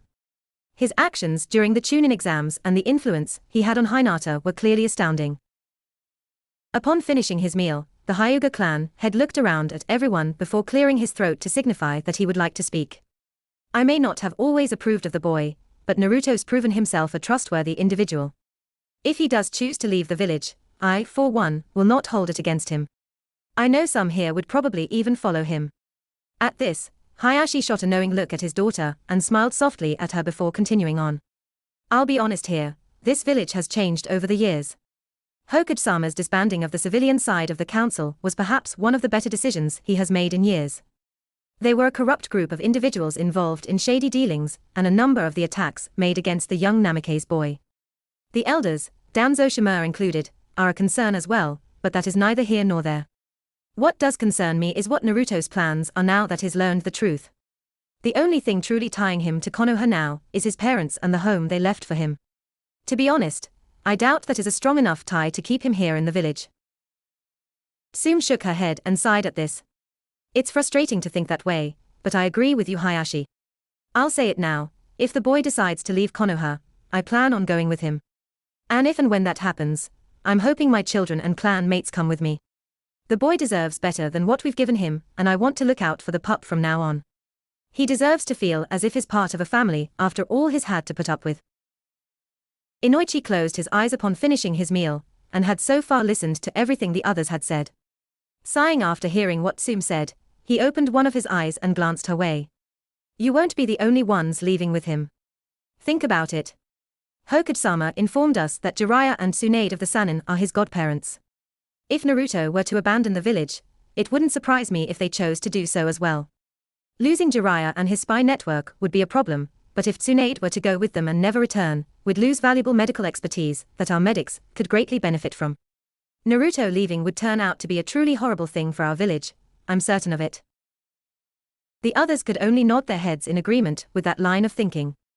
Aino lowered her head, placing her chopsticks down on the table now that she had finished eating. I feel bad for how I've treated him. Like, really bad. When he comes back, if he really doesn't hate us yet, I hope I can be a better friend to the knucklehead. He deserves at least that much. For a good while, the friends and family members ate together and chatted with one another. Their conversation topic remained focused on one person almost the entire time, Naruto Namikaze. Many of them clearly wished the best for the boy, but there was one person eavesdropping on them that clearly didn't agree with any of them. The pinkette turned away and stormed out of the restaurant, an angry scowl on her face. I don't care if the idiot saved me, that doesn't prove anything. Son of the Yondaime. A hero. I'm not buying it. When he comes back, I'm going to give that idiot a piece of my mind for trying to lie to everyone like this. Elsewhere, Tanzaku quarters. As Jiraiya and Naruto walked into the town, they both let out a heavy sigh and fist-bumped each other. We are finally here. Chuckling together, the godfather-godson duo smirked and instantly found themselves agreeing on their first destination. We're getting a room at an inn before we look for her. As they began the trek to their first destination, Naruto felt a familiar tug in the back of his mind. Opening up the link again, he began speaking to the Kyuubi while keeping track of where he and Jiraiya were headed. What's up, Kyuubi? Something troubling you? Kyuubi let out a long, frustrated sigh before she finally spoke. It's nice you two are getting along and all, but don't forget he did abandon you for some time. Sure, the perv's teaching you some things now, and yes, he's treating you with a bit of respect. Still, do you really think it's okay to just forgive him for his neglect up until now? Frowning slightly at the Kyuubi's words, Naruto followed Jiraiya into a pretty fancy-looking inn and decided on his words carefully before responding. I understand and thank you for your concern, Kyuubi, but Jiraiya's not the one I truly have a problem with. The Sandaime Hokage's the one that lied to me all my life and let me suffer all that abuse. If the old bastard had actually done something, maybe I wouldn't have led such a shitty life.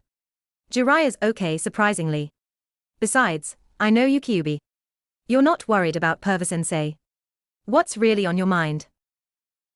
Kyuubi chuckled at that and shook her head, the image clear for Naruto to see if he focused enough. You're right there. I just want you to be careful of one thing, Naruto, don't let him rub off on you too much. I don't want you turning into a huge pervert that peeps on women while they are bathing. Naruto and Kyuubi shared a laugh at that before the nine-tailed demon fox continued on. What I'm concerned about is what you'll do when you see Tsunade. After all, you heard what Jiraiya told you. About why she left the village, her history, etc. Well, there's one thing he forgot to say. He didn't mention if she knows she's your godmother or not. So, while you may assume she is, be careful and don't let her words rile you up, alright? You may be here to convince her to return to Konoha with you, but it's more personal for you and you know it. So be careful, okay? Naruto let out an audible sigh, catching Jiraiya's attention. Slowly raising his hand, Naruto smirked up at him. Don't worry, just having a conversation with Kyuubi-chan. I told you already that we talk. So what would you have me do, Kyuubi? If she pisses me off, and it's likely to happen based on what Jiraiya-sensei's told us about her so far, then I can't really guarantee I'll manage to keep my cool. Still, for you, I'll try my best. Still though, keep in mind, no guarantees. All I can ask is that you try. Who knows? If all goes well, she might even be one of those willing to help you pay Konoha back for all their crap. Well, if you decide to take it that far. I know you're still planning to take a wait-and-see attitude on this after all. Laughing softly, the Kyuubi cut the link so Naruto could focus on searching for Tsunade with Jiraiya. After placing their things in their room, Naruto turned to Jiraiya and shook his head. Don't ask. Kyuubi's just concerned about me. Wants me to be careful. Now, as much as I'd like to rest, it might be prudent of us to find Tsunade and speak with her before we get any rest. Groaning, Naruto rubbed his shoulders and hung his head. After that fight and then walking all night, I have to admit that I'm pretty damn sore. Thanks for sticking with the Fuinjutsu, sealing techniques, lessons instead of anything too physically taxing, Jiraiya-sensei. I appreciate it. Nodding his head at his godson, Jiraiya reached over and patted the boy atop his head. No problem, Naruto. I must admit though, you're picking up on Fuinjutsu far quicker than I expected you to. Then again, you are an Uzumaki, so it shouldn't be too surprising, I suppose. Regardless, you have a point. We should find Tsunade before she decides to skip town on us. Might as well go have a look around then. Shrugging, the two left the inn and went off in search of the blonde Sannin. Later in the afternoon, around 3 p.m. Naruto and Jiraiya were grumbling as they entered yet another bar. It was one of the few places they hadn't checked yet, and the two of them were honestly tired. They hadn't been able to rest for far too long now, and they had spent almost the entire day since arriving in Tanzaku searching for the bloody Sannin. I swear if she isn't in here, I'm heading to the inn and taking a nap. I'm struggling just to keep my eyes open, Jiraiya. Jiraiya nodded and reached up to rub at his eyes. When he went to respond, the man let out a loud yawn and let his hands droop at his sides. I'm feeling so sluggish here, kid. I'm with you.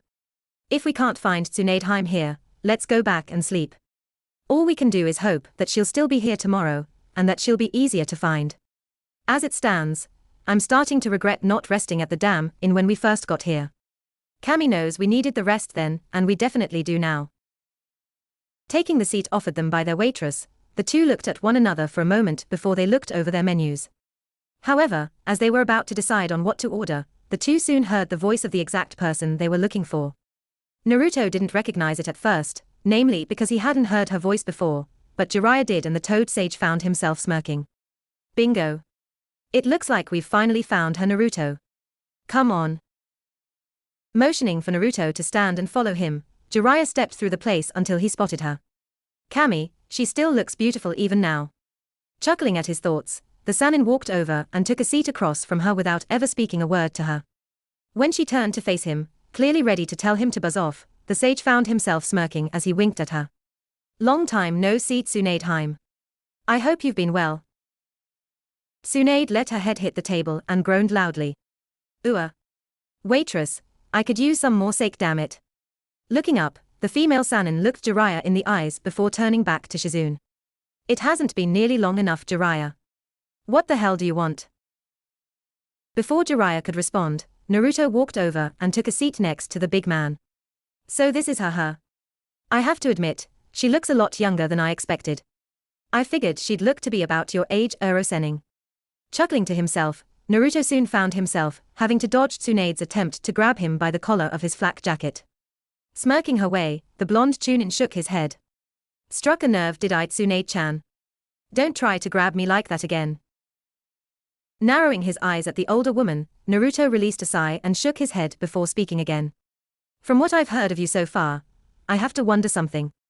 Why do you choose to gamble and drink so much?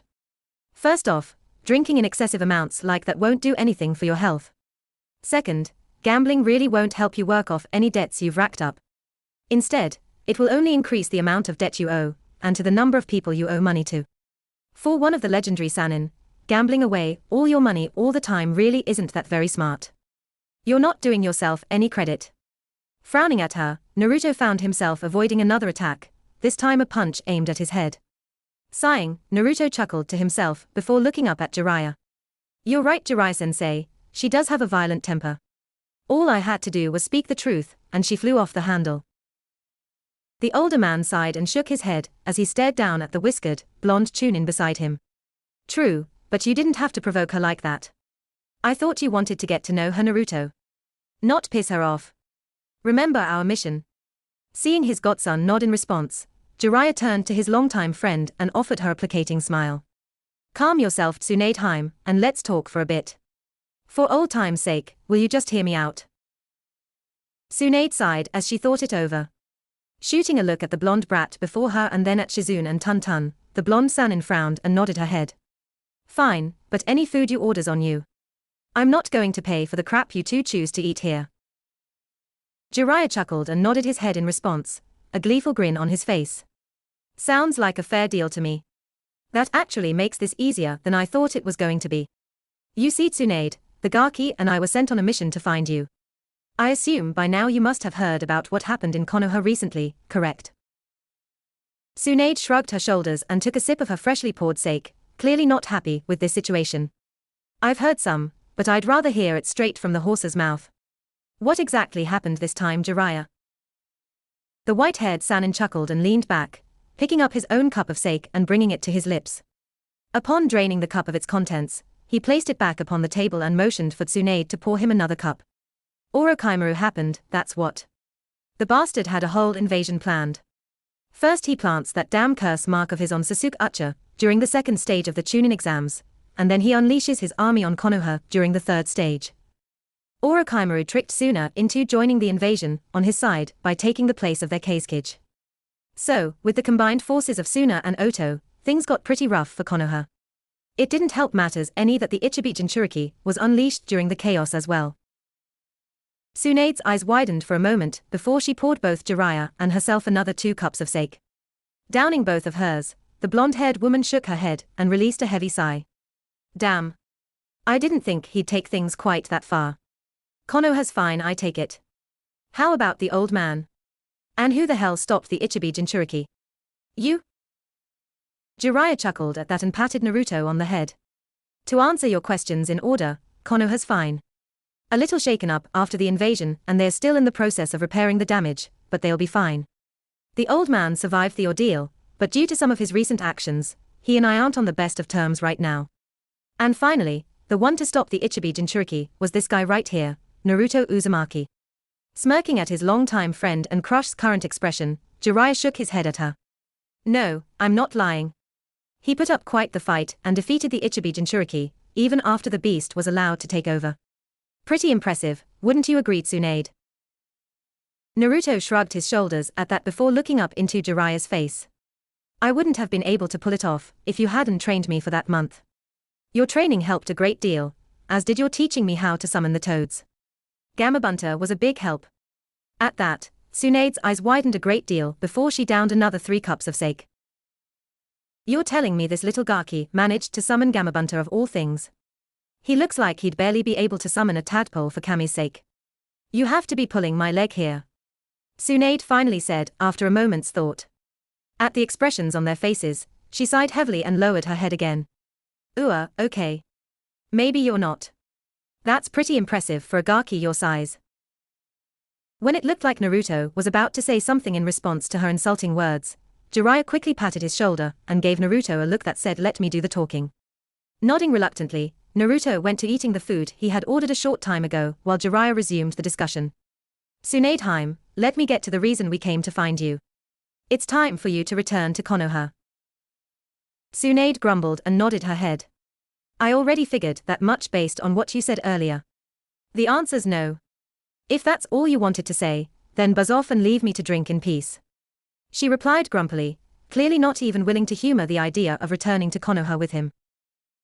Jiraiya sighed and shook his head before downing another cup of sake. It's not that simple. The old man would like you to replace him as Hokage, Tsunade. It would also be prudent if we could convince you to train the medics. But aside from that, there are patients that they need your help with. Kakashi Hatake and Sasuke Uchiha are just a few that need your attention. Tsunade released a loud laugh at this before shaking her head in disbelief. Me? Become Hokage? No thank you. And I can't do anything to help rid the Uchiha brat of Orochimaru's seal, you know that. I'm not a Fuinjutsu master like you, Jiraiya. Laughing to herself, Tsunade poured herself another cup of sake. Jiraiya sighed and rubbed at his temple. They were attacked by Itachi Uchiha. Something he did has put the 2 of them into some kind of coma.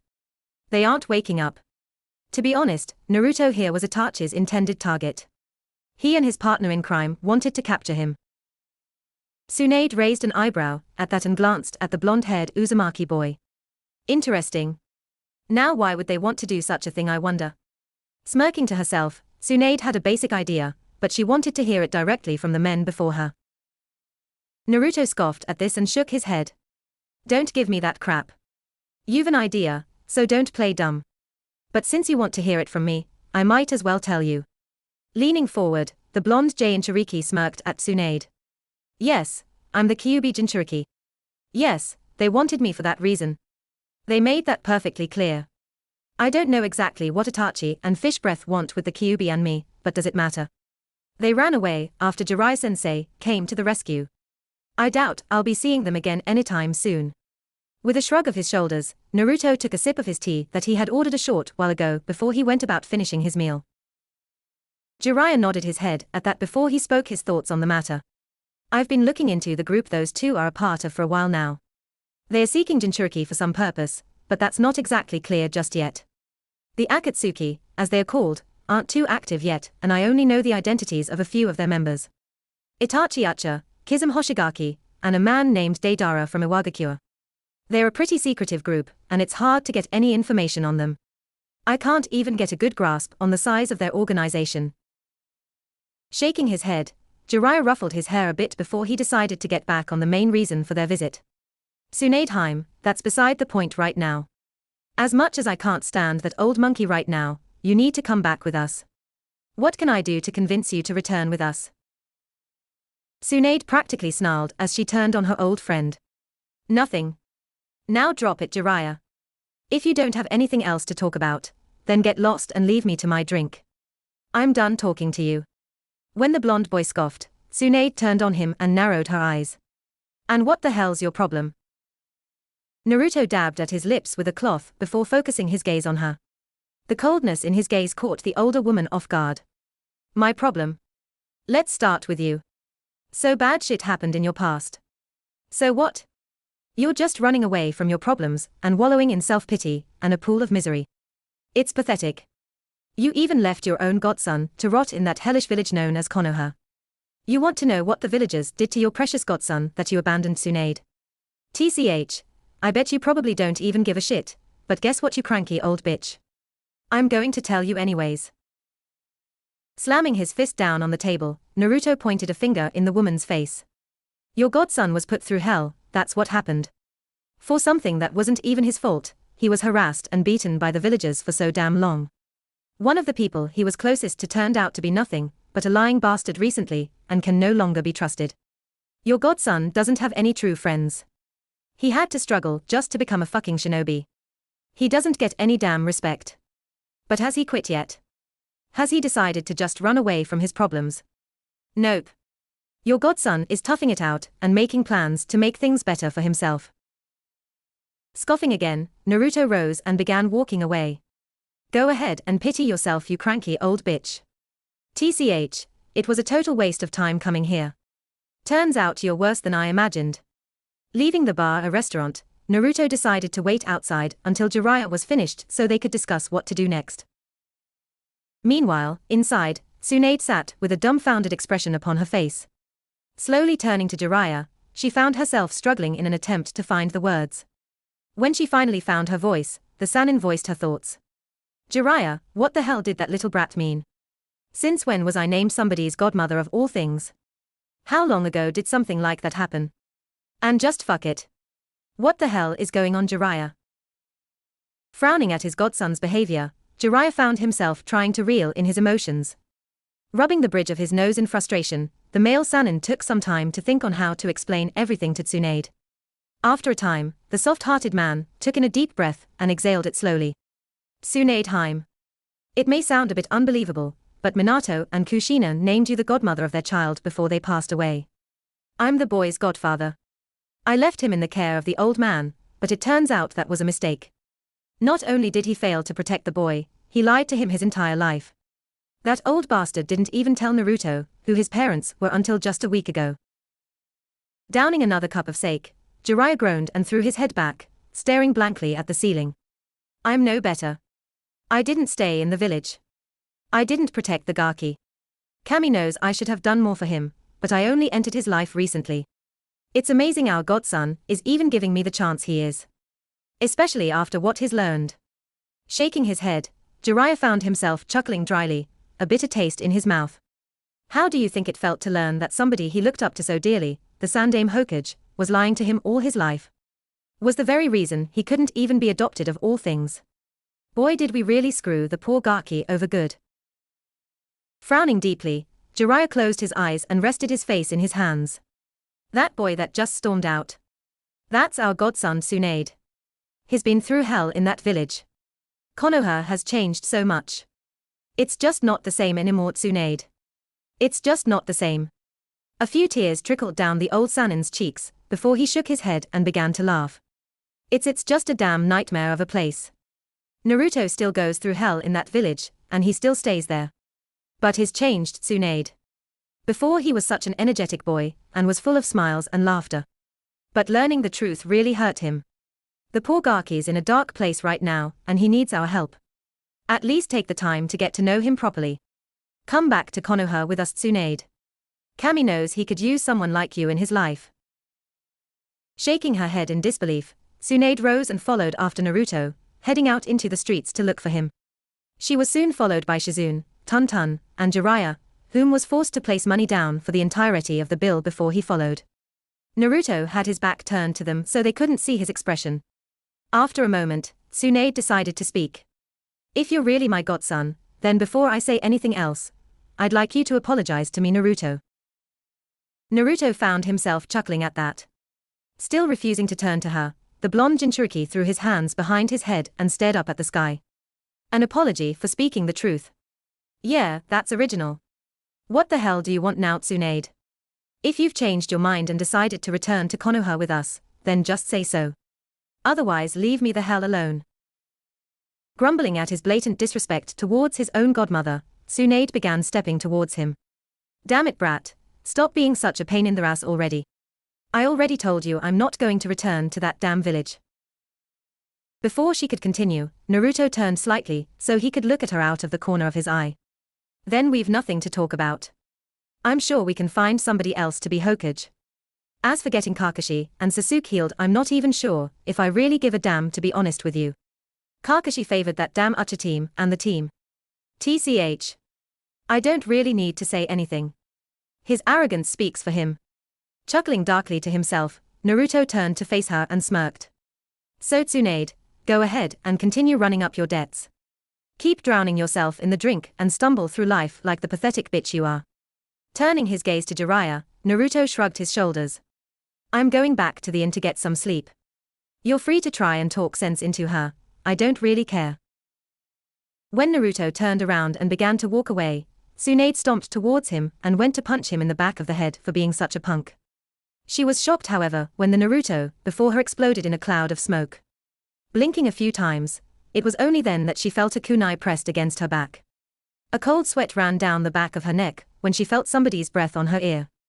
Glancing quickly towards her assailant, she saw the same blonde-haired runt standing behind her. TSK, TSK, TSK Tsunade. Did you really think I'd leave myself open like that? I left a shadow clone and kept myself in a henge transformation while I waited for you to follow me. Riling you up was just a tad too easy, don't you think? Smirking to himself, Naruto pressed the kunai against her a little harder before he continued. If I was an enemy shinobi, I could have killed you already. Now, explain to me why I should apologize to you exactly. When Naruto slipped away his kunai and allowed her to turn around to face him, Tsunade found herself frowning at him before folding her arms over her bust.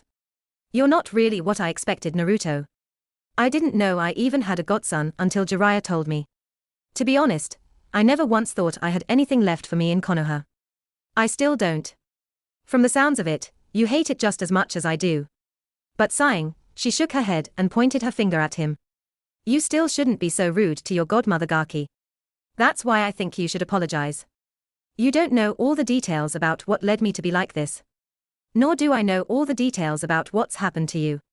So, as your godmother, I'd like you to apologize.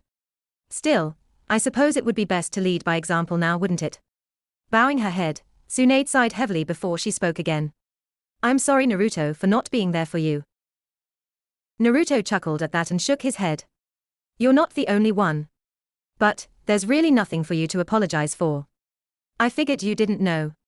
Still, you have to understand my frustrations. Being lied to all my life, finding out that the villagers practically spat on my father's wishes, and having to deal with all this other crap that's going on. It's a little much, don't you think? Smirking at her, Naruto reached out a hand and gave her a quick handshake. I'm sorry as well for how I've treated you. I'll forgive you for now. I'm really tired right now though, so I'm going to head back and get some rest. Hopefully we can talk more later, and get to know each other better. I'll see you back at the inn, Jiraiya-sensei. Waving goodbye to his godparents and Shizune, Naruto walked off. Placing a hand upon the woman's shoulder, Jiraiya shook his head. Tsunade, I think you'd be pretty damn proud of everything he's accomplished so far. He's fought so hard for it all. Still he needs our help. With a shrug, he moved to walk past her, only to lean in close and whisper quietly in her ear. As for the deal Orochimaru made you, I hope you aren't even considering accepting it. You can't trust anything that Snake says. Tsunade's eyes widened and she looked into Jiraiya's eyes. How did you? How did I know? Naruto-kun, and I figured it out, after seeing the destruction earlier. It doesn't take a genius to figure out that Orochimaru came here to see you. I don't know what he offered you, and to be honest, I don't care. I hope meeting Naruto will sway you to our side, but in the end the decision is up to you. We'll wait for your answer, Tsunade. With that, he stepped past her and waved over his shoulder. Good night, Tsunade Heim. Sleep well. Tsunade fell to her knees and began to chuckle somewhat nervously. That clever bastard. Shaking her head, the Sannin found herself laughing at her misfortune. My luck has to be the worst in the world. What did I do to get on Kami's bad side like this, I wonder? With Shizune's help, Tsunade stood up and walked off with her to hopefully get some sleep in their room. The rest of this week is going to be terrible. I can see it now. Later that week, Shizune was pounding hard on the door to Naruto's and Jiraiya's room.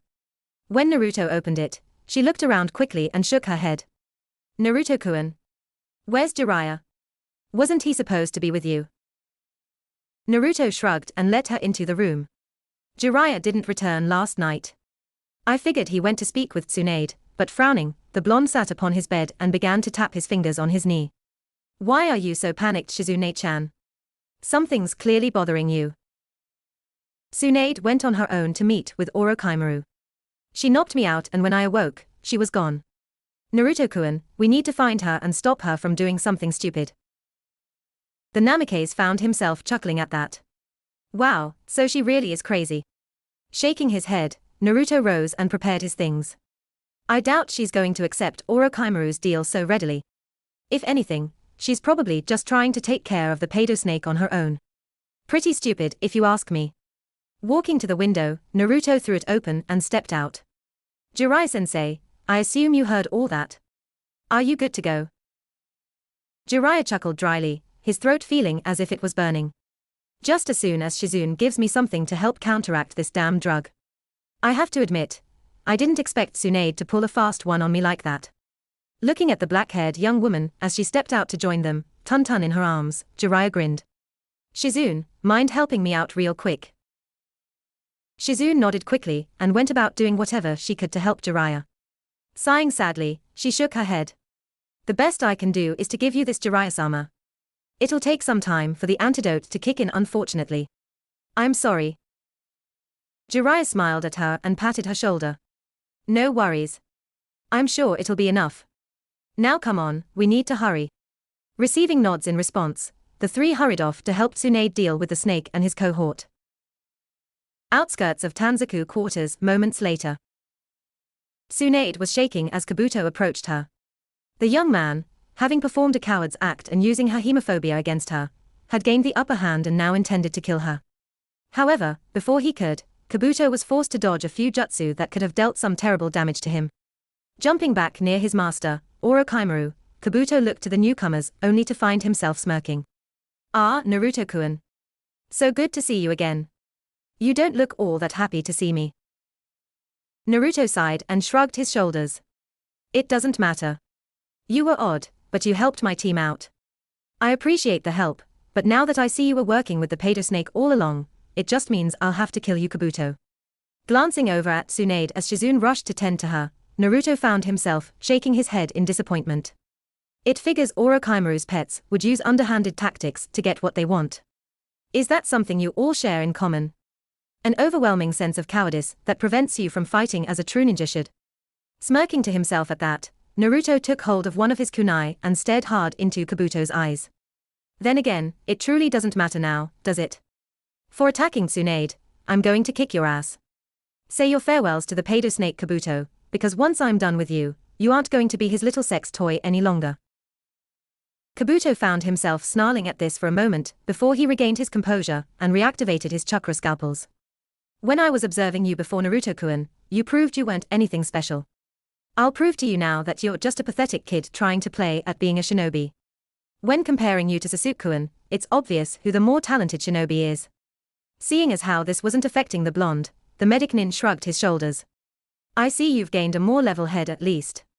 Fine then.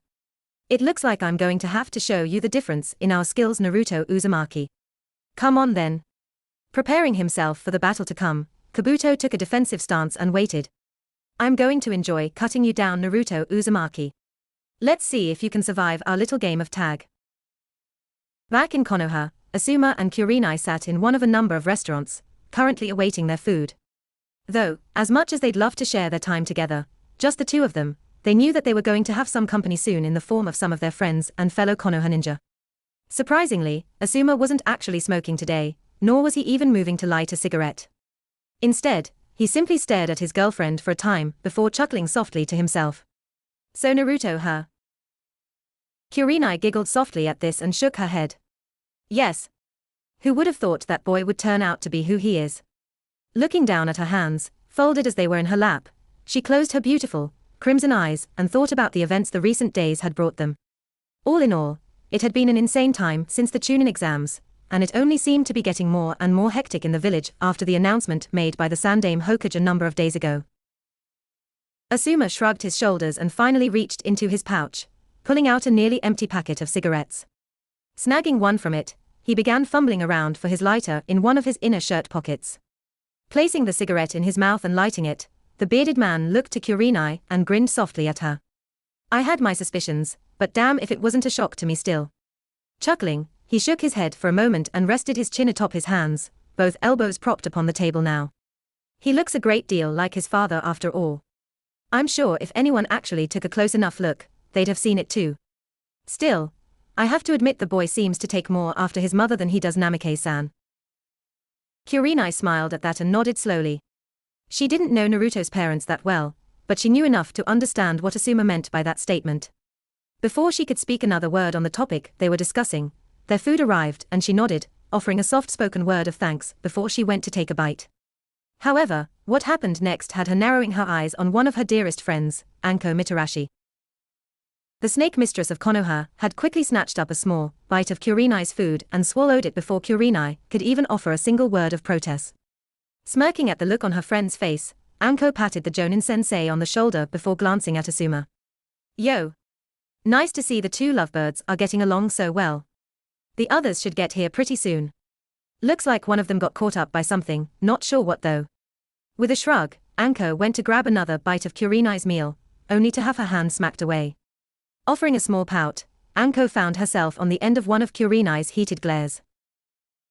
Sighing, the former pupil of Orochimaru took her seat next to the Genjutsu mistress and leaned back in her chair. Have to admit, I did not expect to hear all that from the old man. That little Gaki didn't seem like anything special when I first saw him.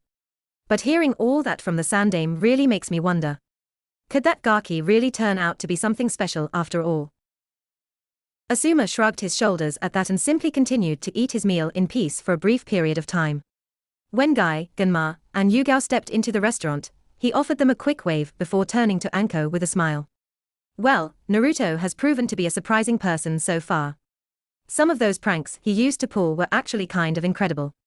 Then there's the battle with the Inuzuka boy that caught many of us off guard. Sure, it was a little unorthodox and unhygienic, but he proved that he wasn't just some weakling. Guy chose to cut in at this point as he sat down with the others. More than that, I'd say I'm most impressed with his most youthful attitude and outlook on life.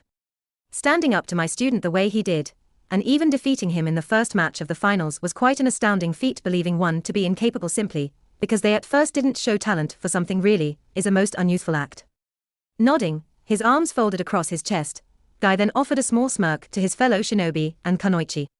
One can prove themselves through hard work as well, as proven by my little protege, Lee. After speaking those words, however, Guy's expression changed and he found himself shaking his head. I really should have been more careful with how I taught Lee. I feel for the boy. He's a good kid, and he's proven to have a real knack for my taijutsu style. But after what happened in the preliminary rounds against that Gaara, I wonder if I did the right thing. I hope that when Tsunade returns, she can do something for Lee. I truly do. Seeing their friend so dejected, Asuma patted him on the back for a moment before offering Guy some of his food. The Jonin sensei gladly accepted, offering a warm smile to Asuma before snatching a few pieces of meat. Meanwhile, Genma took this moment to speak up and voice his thoughts. I'm sure Tsunade-sama will be able to do something for the boy. But I believe we were originally called here to discuss a few things regarding Namikaze's boy. Receiving a few nods in response, Genma smiled as he flicked the senbon in his mouth to the other side. I'll admit that I was shocked with what he pulled off during his match with Neji. But after everything that happened and his defeat of Gaara, I'm really not that astonished anymore. The kid's got talent, and he's already doing his parents proud, I'm certain of it. But, I'm also concerned. Seeing some of the looks he received, the Tokubetsu Jonin shrugged his shoulders before glancing off into a seemingly random direction. After learning the truth from Hokage-sama, Naruto's bound to go through some changes. It must have been quite a shock to the boy, but more than that, how does he feel? What is he thinking? Genma sighed and shook his head. Resting his chin on his chest, the Tokubetsu Jonin closed his eyes and grumbled a few things before speaking again. I spoke with Hokage-sama about it. It seems before Naruto left on the mission with Jiraiya-sama, he had secluded himself away in his parents' old home. Not once did he leave, nor did he ever even try to contact Hokage-sama. It seems that the relationship the two of them once had has been strained to severe limits. Even Hokage-sama has admitted that he doesn't know what to expect from the boy anymore. Glancing around at the others, Genma found himself frowning as he once again shifted the senbon around in his mouth. When Naruto returns, I say we keep an eye on him when we can. It might be a good idea to observe his behavior and report it to Hokage-sama if anything's changed. Before he could say anything more, Genma was interrupted by Kurenai. She had her eyes narrowed at him, and she looked to be more than a little miffed about what he seemed to be suggesting. Are you trying to say that Naruto can no longer be trusted? That he might turn on the village, or attempt something drastic? He's a good kid, and for your information, I trust him. Besides, Hinata has taken quite a liking to the boy, and I'd rather not think anything bad of someone that inspires some amount of confidence in her. Kami knows she could use more help in that department, and has been kind to her. It's nice to see her opening up more, and their brief interactions during the Chunin exams were enough for me to see him for the kind of person he is. Naruto's a good kid, and I absolutely refuse to believe he'll become a threat to the village. Genma found himself sighing, an agitated snarl escaping his lips. His mouth curled into a frown as he stared the Genjutsu mistress down. Believe what you want, Yuhi-san, but the kid's a Jinchuriki. He's able to tap into the Kyuubi's chakra and harness it to the point he can actually use it for a time. But more than that, after what he's been told, there's a chance he's become mentally unstable. Face it, the kid might be a threat, and it's a good idea to keep an eye on him. When Kurenai rose, her chair sliding backwards quickly enough that it hit the back of the chair behind her, clearly disturbing the person behind her, Genma followed suit and the two pointed their fingers at each other harshly. Before either could continue their argument, Asuma rose and slammed his hands down, palms flat on the table. Enough. Stop fighting, sit down, and shut up. Glaring at both of them, he watched as the two took their seats before he spoke again. Kurenai, I'm sorry, but Genma has a point. As much as we'd like to trust him, there's a good chance Naruto might have changed his opinions about the village. Someone close to him has just been revealed to have been lying to him his entire life. With as few friends as the kid's got, that has to have been a devastating blow. I don't want to doubt the kid, but right now there's no choice. Kurenai narrowed her eyes at her boyfriend and shook her head in disgust. I can't believe I'm hearing this from you, Asuma. We're supposed to have faith in the shinobi we train. He's just a child and you're already condemning him. If not for housing the Kyuubi, it's for something else. Forget it. I'm out of here. Rising again, Kurenai shoved past her friends and stormed out of the restaurant, anger practically exuding from her in waves. Oddly enough, both Anko and Yugao rose and shook their heads in disgust at what had just transpired. Guy didn't appear to be in any hurry to go anywhere, but his occasional mutter of unyouthful and other such things only brought the belief about that he was disappointed that they would doubt poor Naruto as well. Yugao chose not to say anything, instead opting to leave the restaurant to follow her friend, most likely hoping to soothe her and speak some words of comfort, or something of the like. Anko on the other hand simply smacked Asuma in the back of the head as she walked past him. Asuma, you are one insensitive ass. Might want to think about the shit you're saying next time. If you hope to repair the damage you've done today, you'd better apologize to her soon. Smacking him again, the snake mistress of Konoha chased after her friends. Asuma groaned and simply resumed eating his meal for a time, before he finally spoke again. And I finally understand exactly why Shikamaru insists women are just too damn troublesome to get involved with. Shaking his head, the Sarutobi male just chuckled softly to himself as he thought about what he would do next.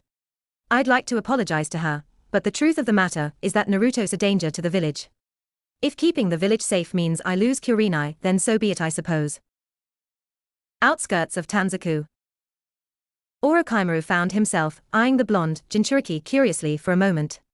He had donned new attire since the Snake Sannin had last seen him during the Chunin exams. In fact, he looked remarkably similar to someone, though he couldn't quite place his finger on it at the moment. Naruto had forsaken that orange garb he wore before. Now he was donned in a comfortable, loose, red shirt that had the Uzumaki swirl emblazoned on front in the color of orange. Hey, he couldn't completely forsake that color after all. Along with that, he wore black pants with orange stripes going down the sides. The pants had a number of pockets, obviously filled with various items if the bulge in the pockets was anything to go by. The thing that most caught Orochimaru's eye, however, was the cape that Naruto now wore. It was very similar to the one the Yondaime Hokage wore, with only minor differences here and there. It looked as if it was handmade, most likely by Naruto himself. But more than that, the Jinchuriki had modified his headue somewhat to more closely resemble that of the Yondaime himself. It was then that it all clicked in Orochimaru's head. Kabuto, don't underestimate the Gaki. Something's different, and if my suspicions are correct, it wouldn't be prudent for you to take him lightly.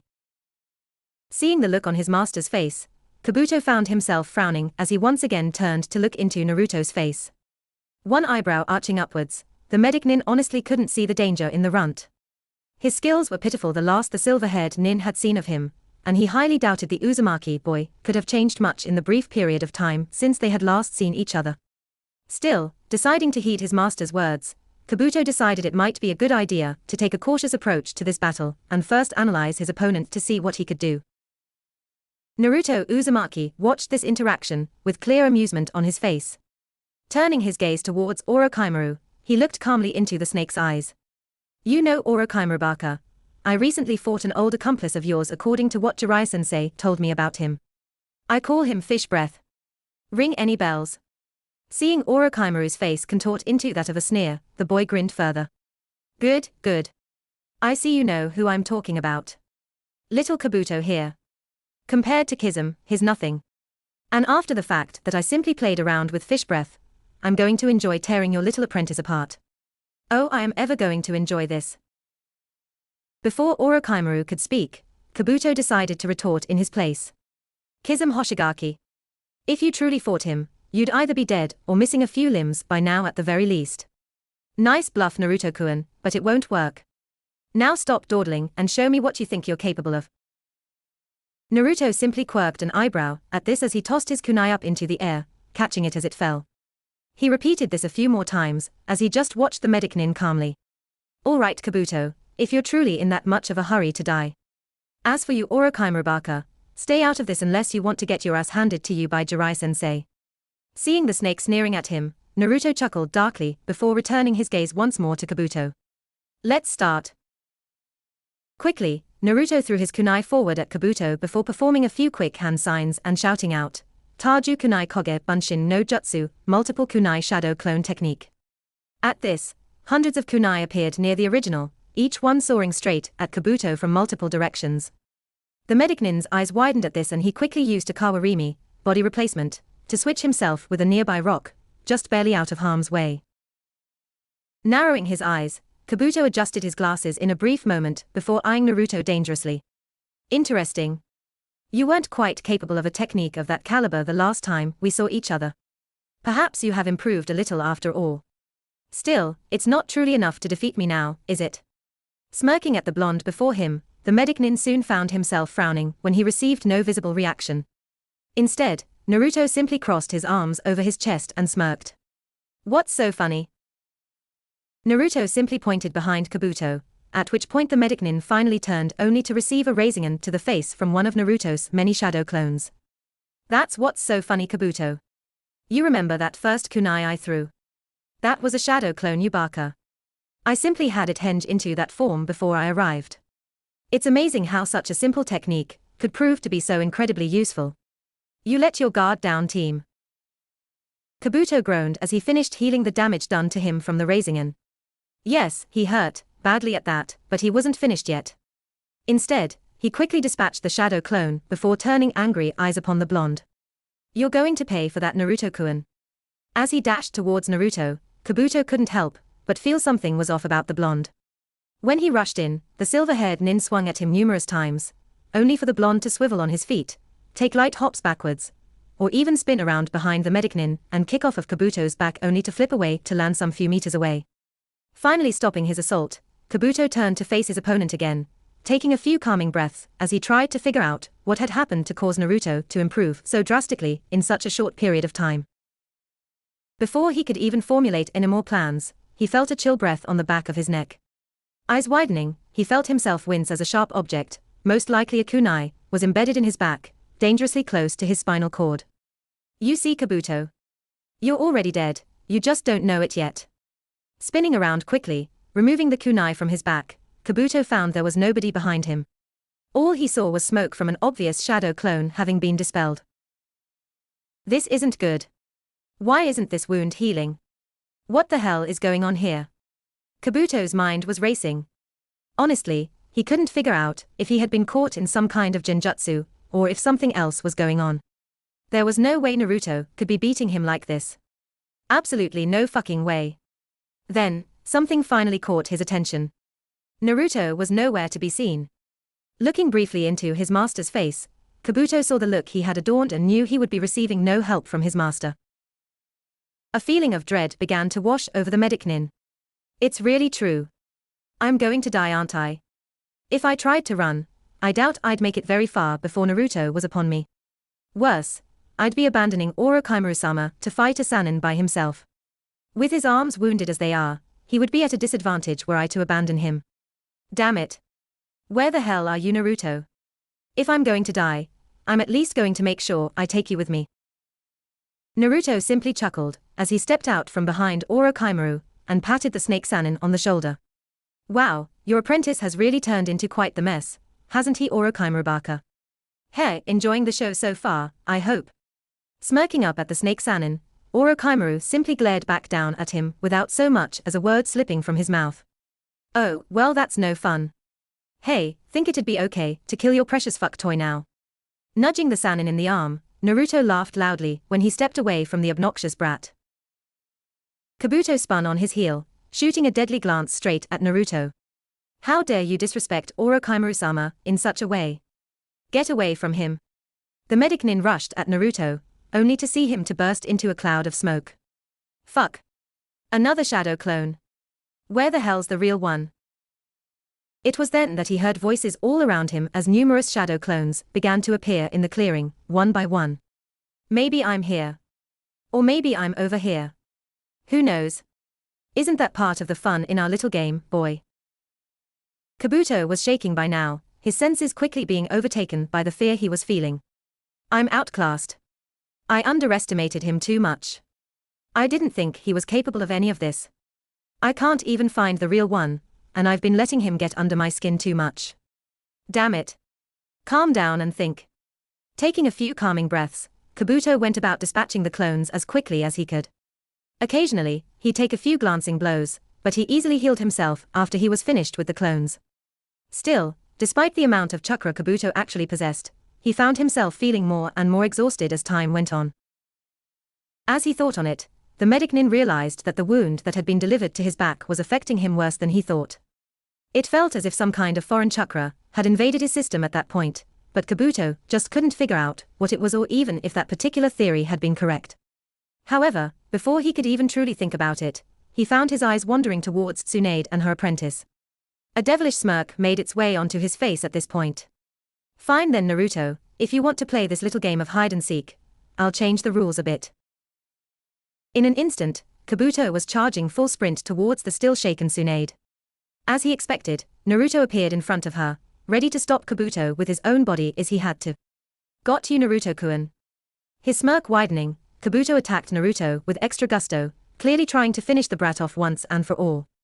Oddly, Naruto didn't even seem to try to block the blows.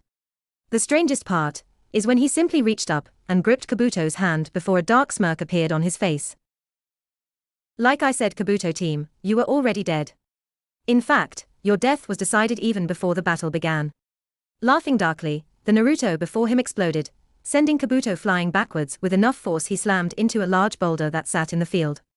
Screaming out in pain from the impact, Kabuto fell to his knees and wretched as he attempted to heal the damage that had been done. A moment later, the medic nin froze and his eyes went wide. No. It can't be Shizune, the pig Tun-Tun, and Tsunade all went up in a puff of smoke. More shadow clones. It can't be. Oh yes, Kabuto team. I recovered Tsunade-chan from the field of battle while you were fighting my clones. Another dark smirk across his face, the real Naruto finally stepped out from behind the boulder. Walking over to the downed medic nin slowly, the blonde Jinchuriki gripped him by the hair tightly and raised him up to eye level. Why fight you personally when I can use my shadow clones to wear you down first? Oh, but that kunai that my shadow clone stabbed you with. That I coated with some of the Kyuubi's chakra. It's quite potent, don't you think? Naruto laughed darkly and simply caught Kabuto's wrist when the medic nin went to attack him with what little he had left in him. At the look in his enemy's eyes, Naruto began to laugh more. Oh yes, you finally realize it, don't you team? Yes, I've been toying with you this entire time. I've been stringing you along like the little puppet you are until the right opportunity presented itself. Nodding at something behind Kabuto, the medic nin felt another sense of dread wash over him. A nervous sweat began to chill his body as he turned his head ever so slightly to see another Naruto behind him, a wind-coated Rasengan in one hand and a Kyuubi-cloaked hand in the other. Oh yes, Kabuto team, this is going to hurt. While it's true I haven't perfected combining an element with the Rasengan yet, I can guarantee you this will hurt. Very, very badly. Smirking devilishly at this, Naruto turned Kabuto forcefully so he could face his death. This death won't be pleasant, I assure you. But it'll be highly amusing for me. Now face your death like the proud ninja you are, Kabuto. With that said, the Naruto clone first slammed its Kyuubi-cloaked hand straight into Kabuto's chest. It began to feed the chakra throughout Kabuto's body, making the medic nin scream out in horrendous pain. When that hand was retracted, Kabuto could feel tears stinging at the corners of his eyes as the next attack was plunged into his open wound. The ball of pure chakra, now partially combined with wind chakra, began to tear him apart from the inside. After a moment, Kabuto's voice returned to him, and he screamed out in sheer agony right before his body was torn asunder, pieces of him flying all around the battlefield. Between the Kyuubi's chakra invading his system and his body being torn asunder, there was no chance of Kabuto recovering. Naruto smirked again as he turned to face Orochimaru. I promised him a painful death. Now, as much as I'd love to destroy you personally, Orochimaru Baka, I've done what I needed to. Jiraiya-sensei, it's your turn. At that, Jiraiya jumped into the clearing with Shizune and Tsunade. The three of them looked around at the gore that was once Kabuto, Orochimaru's dear medic. After a brief moment, the white-haired Sannin shifted his gaze to the traitor across from him. It seems your plan worked perfectly, Naruto-kun. I didn't quite expect, well this, but you did a great job. In fact, you bought enough time for me to recover. Excellent job indeed. Nodding to himself, deciding to put off the fact that his godson just butchered somebody in quite an inhumane way, Jiraiya glanced back at Tsunade and frowned. She still seems pretty shaken up. I guess there's not much I can do to help her at this point. Turning back around, the white-haired Sannin began to think about what he could do at this point to defeat his old teammate once and for all. While it may be true that Orochimaru's arms were damaged, it was not to the extent that he was completely incapable of performing jutsu. After all, the elderly Sarutobi had decided against using the same jutsu Minato Namikaze had the night he sealed the Kyuubi away inside his son. Instead, the Sandaime Hokage had used a different technique that Kabuto hadn't quite been able to counter just yet. Whatever the jutsu had been, it caused a great deal of damage to Orochimaru, and rendered him incapable of using a great number of his jutsu. Still, the fact that he could still perform some of his jutsu, even a few powerful ones at that, was still troublesome and meant that Jiraiya would need to be cautious, even now. Watching as his godfather began the battle with Orochimaru, Naruto turned his attention to Tsunade. Walking over to her, the blonde Jinchuriki got down on one knee and gently gripped her chin, forcing her to look at him. Tsunade-chan, I want you to listen to me carefully, okay? Seeing that he now had her full attention, Naruto flicked her in the nose gently. This action caused her to blink a few times in confusion, before he offered her a genuinely kind smile. I know things have been rough for you, and I know that even seeing blood reminds you of the tough times in your past. This gore around us right now probably doesn't help. I'm sorry that I did such a thing, even though I knew about your history and your fear of blood. Naruto simply sighed at this point, shaking his head as he thought through what he wanted to say to her. In the background, the sounds of the fight between Jiraiya and Orochimaru could be heard, but he paid it no heed, confident that his godfather would be just fine. While I can't pretend to know exactly what you're going through, I want you to know that I'll be here, as your godson and as a friend, to help you through your tough times.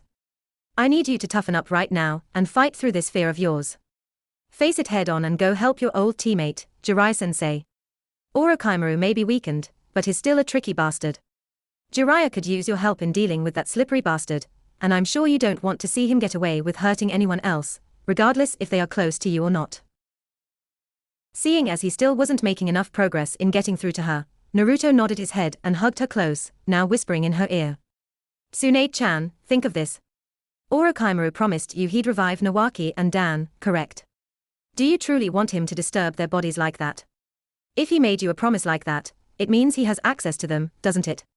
The mere idea of him taking the bodies of your loved ones like that has to be rough, but more than that, think of what he could do with them given the time.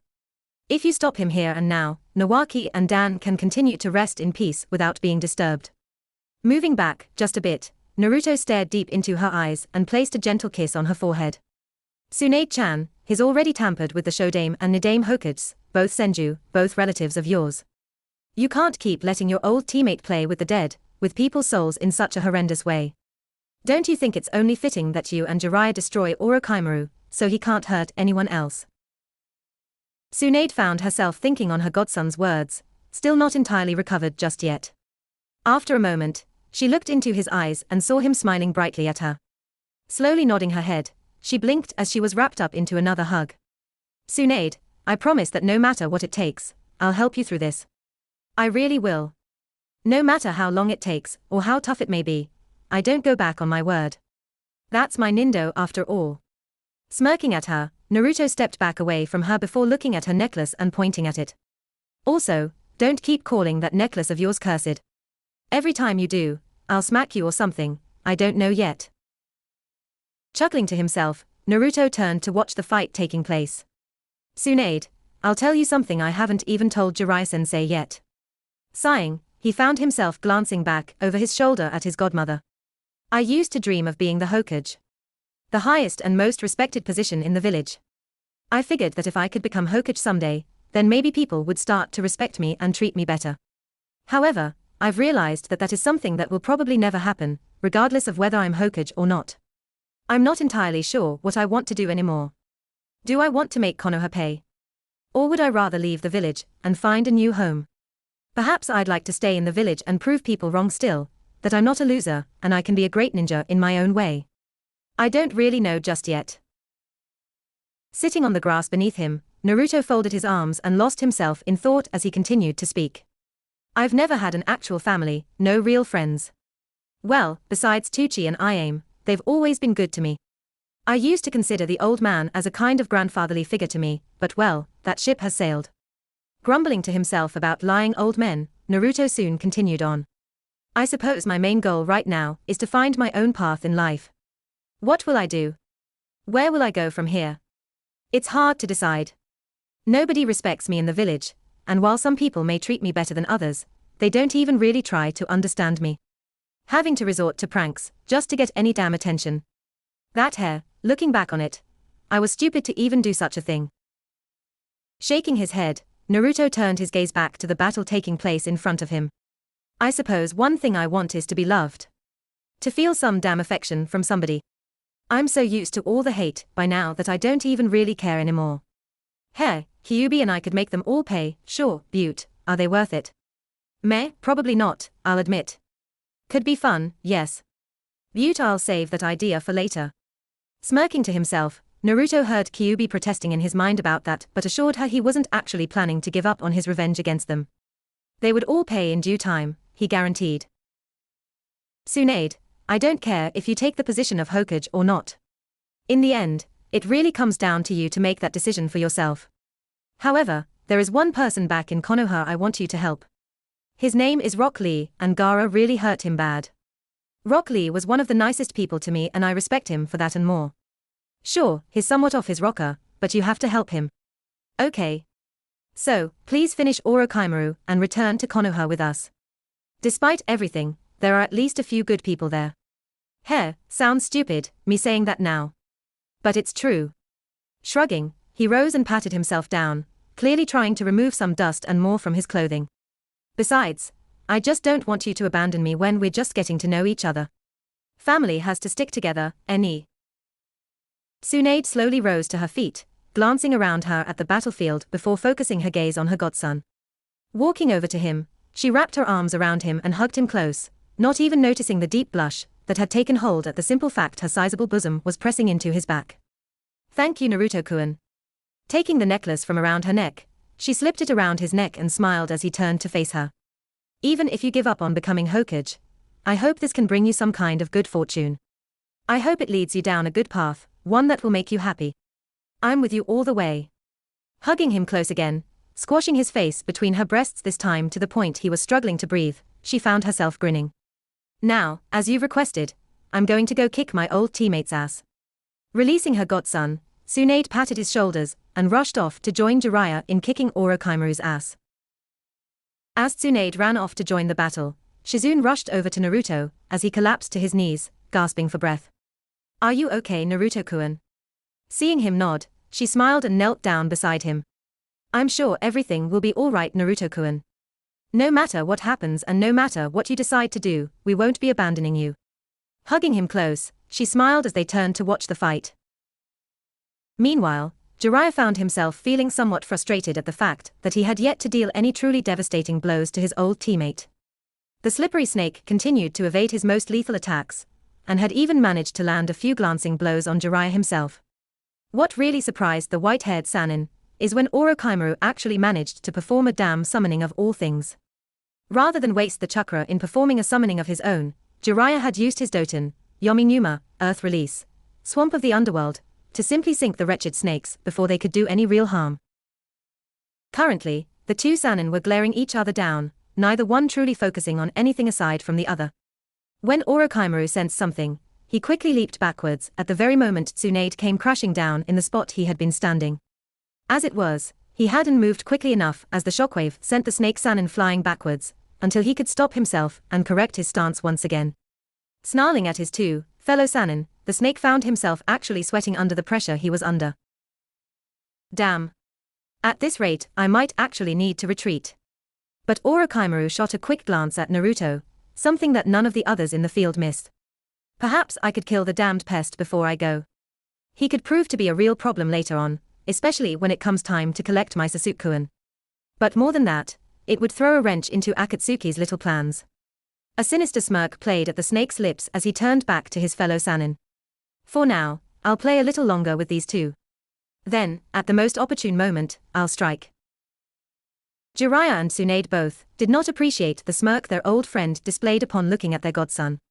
Quickly, the two of them performed their summoning, Jiraiya calling forth Gamabunta while Tsunade called forth Katsuyu. At the same time, having noticed what his old comrades were up to, Orochimaru quickly went through his hand signs before slamming his wounded hands down and summoning forth Manda. Before the large snake summon could speak, Orochimaru glared down at him and stomped one foot atop the summon's head. Don't speak. I'll get you your sacrifices later for disturbing you, but right now you're needed, Lord Manda. I ask that you focus on the fight at hand. The snake simply grumbled angrily at the blatant disrespect his summoner dared to show him. After it had finished its complaining, the snake summon focused on both Gamabunta and Katsuyu. Laughing lightly, it prepared itself for combat. It's been a while since I've seen the two of you. Let's see if either of you has actually improved any since last we fought, shall we? In response, the large toad summon simply scoffed and let out a long puff of smoke. It hasn't been nearly long enough, Snake. But that's enough talk. It's time you die, Manda. Gamabunta quickly leaped forward, unsheathing its blade and swinging it towards the snake in one quick motion. However, his foe had quickly slithered out of the way, having seen the attack coming before the toad had even made its move. Now, it slithered its way quickly towards Katsuyu, quickly coiling around the slug before it could move out of the way. I think I'll start with the snack first before dealing with you, Gamabunta. Smirking to itself, the snake summon began to squeeze tighter and tighter until Katsuyu finally split apart into numerous, smaller slugs that quickly moved away. What the summon didn't notice was one of the slugs moved over to Naruto, Shizune, and Tun-Tun.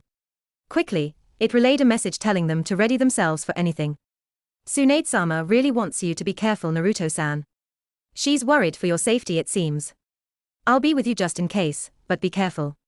Shizune found herself frowning at this, but she prepared to fight, just in case, while Naruto just nodded, still appearing rather calm despite the obvious danger he was in.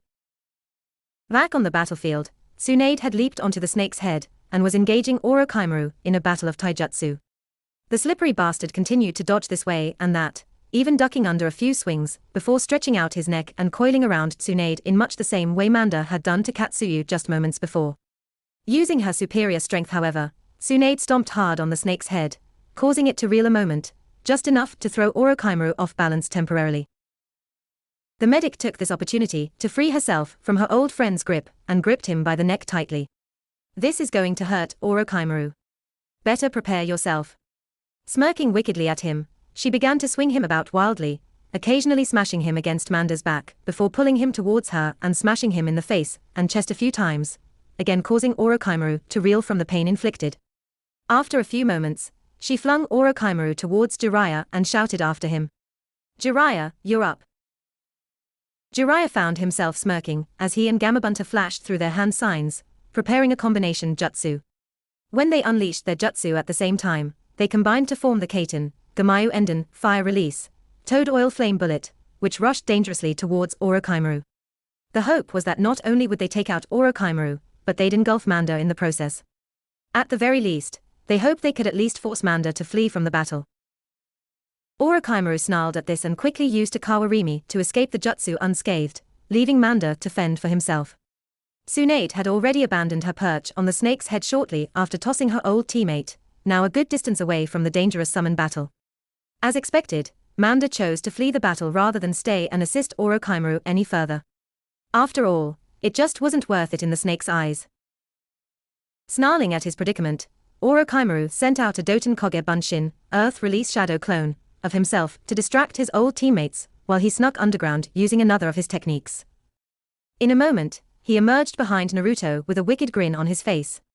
Moving quickly, he attempted to pierce the boy through with his Kusanagi, only to have the boy turn with a wicked grin on his face before exploding in a cloud of smoke, along with Shizune, Tun-Tun, and Katsuyu. Glancing around quickly in an attempt to find his prey, Orochimaru failed to notice that his Doton Koge Bunshin had already been dealt with and Tsunade was hurrying his way. When she was almost upon him, the snake Sannin found himself feeling quite irritated as he turned to face her. When she was finally upon him, Orochimaru growled angrily, dodging out of the way of her attack before swinging the Kusanagi her way, only for her to duck and throw another punch his way. Naturally, the snake Sannin dodged the blow, but soon found himself under attack from Jiraiya as well. Sighing from the frustration, Orochimaru shook his head and quickly began to vanish underground once again. It would seem I've failed to take out the brat. No matter, I still have time. Farewell, you old fool, and to you as well, Tsunade. Smirking, Orochimaru made his escape while Jiraiya cursed about not being able to finish the slippery bastard off. Tsunade breathed a sigh of relief as she turned around to see Naruto and the others step out from behind a hinged Katsuyu. Chuckling at her godson's ingenuity in escaping such a dangerous situation, she wrapped him up in a hug before setting him back down on the ground. I'm glad you're okay, Naruto-kun. Though from the sounds of it, we're going to have to be careful, especially if Orochimaru's goal is to kill you for whatever reason. With everyone nodding in agreement and the summons returning to whence they came, everyone decided it was best to return to Tanzaku and get some rest. Though before they could leave, Tsunade placed a hand on Naruto's shoulder and grinned down at him. Before I forget, I'll be taking the old man up on the offer of becoming the Godame Hokage. It should make it a little easier to look after my dear godson. Smirking at that, She patted him on the head before they all returned to get some well-deserved rest. Elsewhere, one of Orochimaru's hidden bases. The old snake slumped down in a chair within a darkened room. Snarling to himself, he threw his head back and began to laugh, almost hysterically. I didn't think the Kyuubi brat had it in him. Kabuto dead. It just doesn't seem possible. Shaking his head, his hair flipping around as he did, Orochimaru soon called for one of his Sound Four to join him. When Jirobo appeared mere moments later, he glared at the big man. Retrieve Karen for me, I have need of her. The big man nodded once and immediately disappeared again without a word. When Karen stepped into the room a number of minutes later, she looked somewhat nervous at being in her master's presence. Narrowing his eyes at this, Orochimaru told her to come closer. Karen, I have need of you. You're going to be replacing Kabuto. At this, Karen's eyes widened and she looked curiously into her master's narrowed eyes.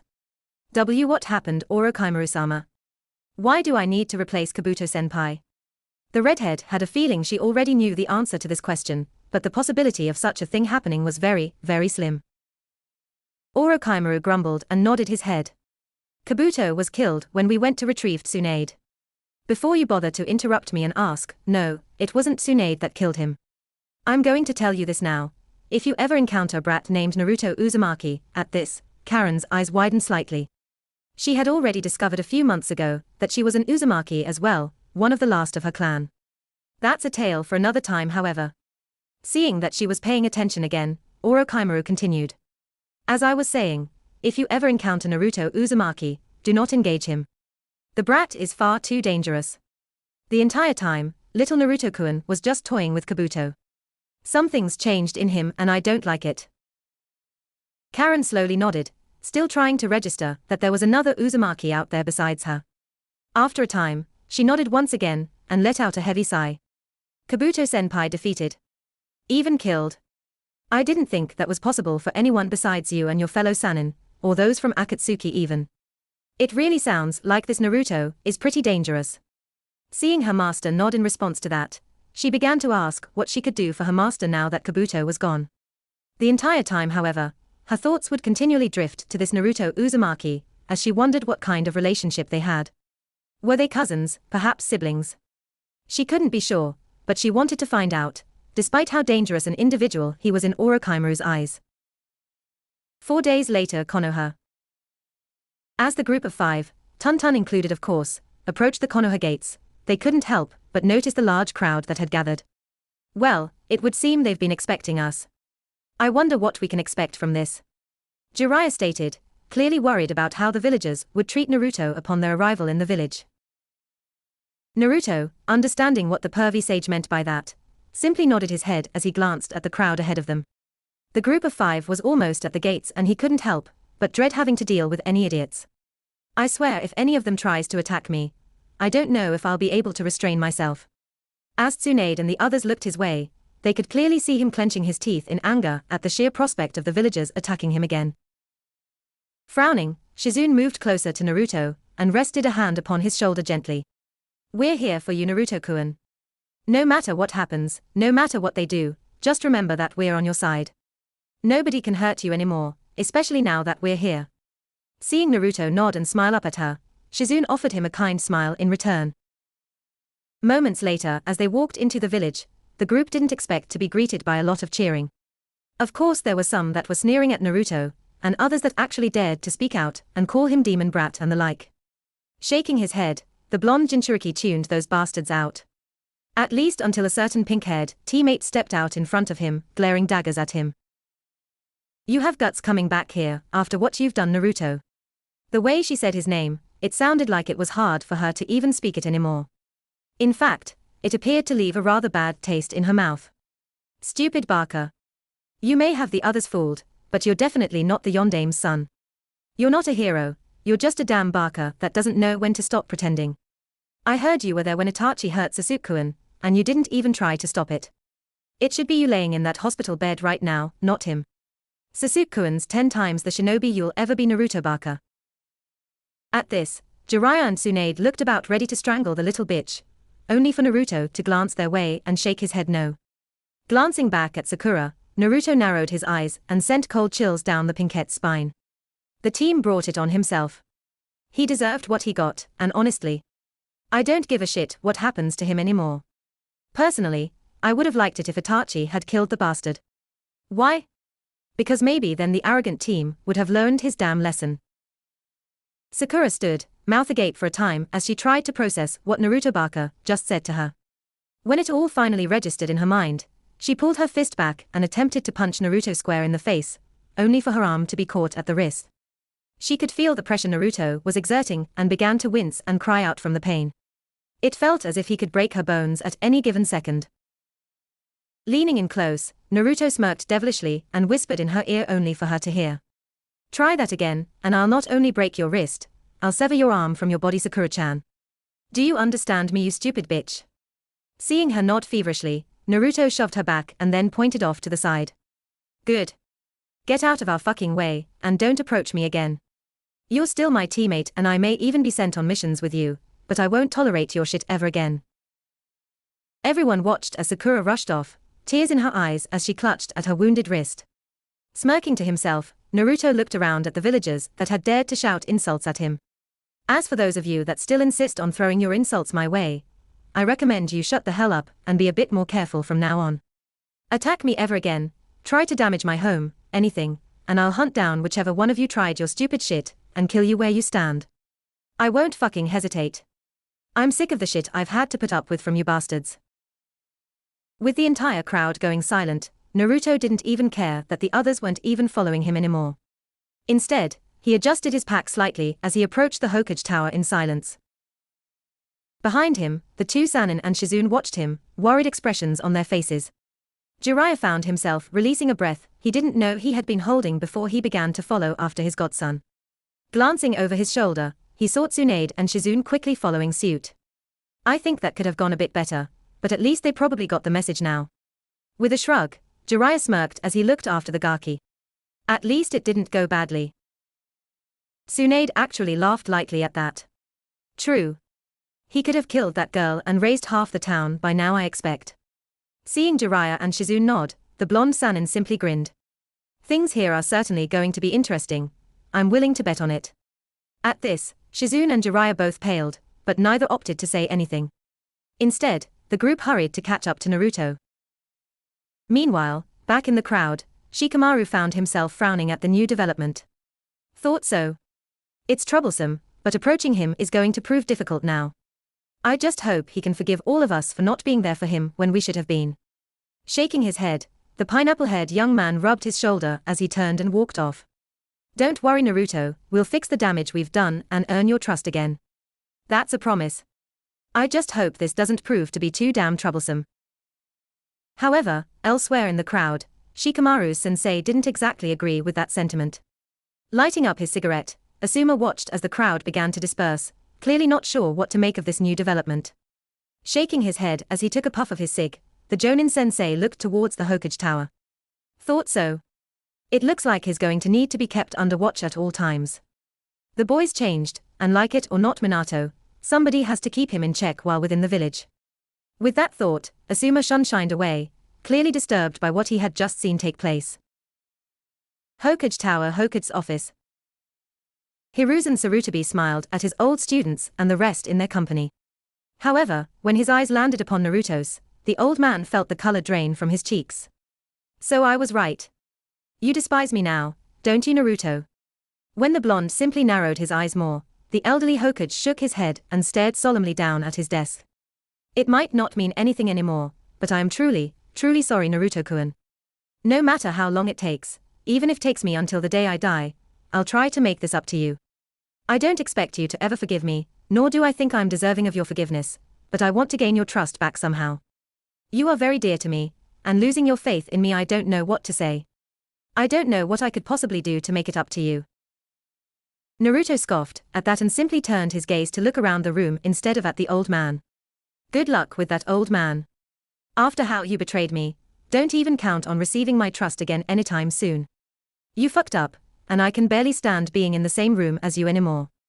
At the moment though, you're still our Hokage, so I'm obligated to stand here and tolerate your shit." When the ANBU looked about ready to drop from the ceiling and punish the brat for his disrespectful attitude, the Sandaime raised a hand and stopped them. I understand, Naruto-kun. I'll drop this topic for now. We can discuss things later, I hope. With a heavy sigh, the Sandaime looked to Jiraiya and Tsunade. I see you've managed to convince Tsunade-chan to return. Thank you for that, Jiraiya, Naruto. Now Tsunade, will you take up the mantle of Hokage so I can retire from this position? I can't even stand being the Hokage of this village anymore. You should have heard and seen some of the crap that these stupid villagers have been spouting and doing since they learned of Naruto's heritage. Shaking his head, the elderly Hokage rested his forehead against his desk and groaned out in frustration. While most villagers seem as if they are genuinely apologetic for what they've done and want to make things up to dear Naruto-kun, there are a good number of villagers, and even ninja, that have rioted these past few days. Yes, the riots were quickly put down, but the villagers and ninja are at odds with each other. While one group wants to make Naruto feel better about the village and accepting of not only their apologies, but of their offers of friendship, the other group wants to get Naruto banished. I'm afraid of what they might try to accomplish such a feat. Looking up into Tsunade's eyes, it was obvious that he had aged further since the time that Jiraiya and Naruto had left in search of Tsunade.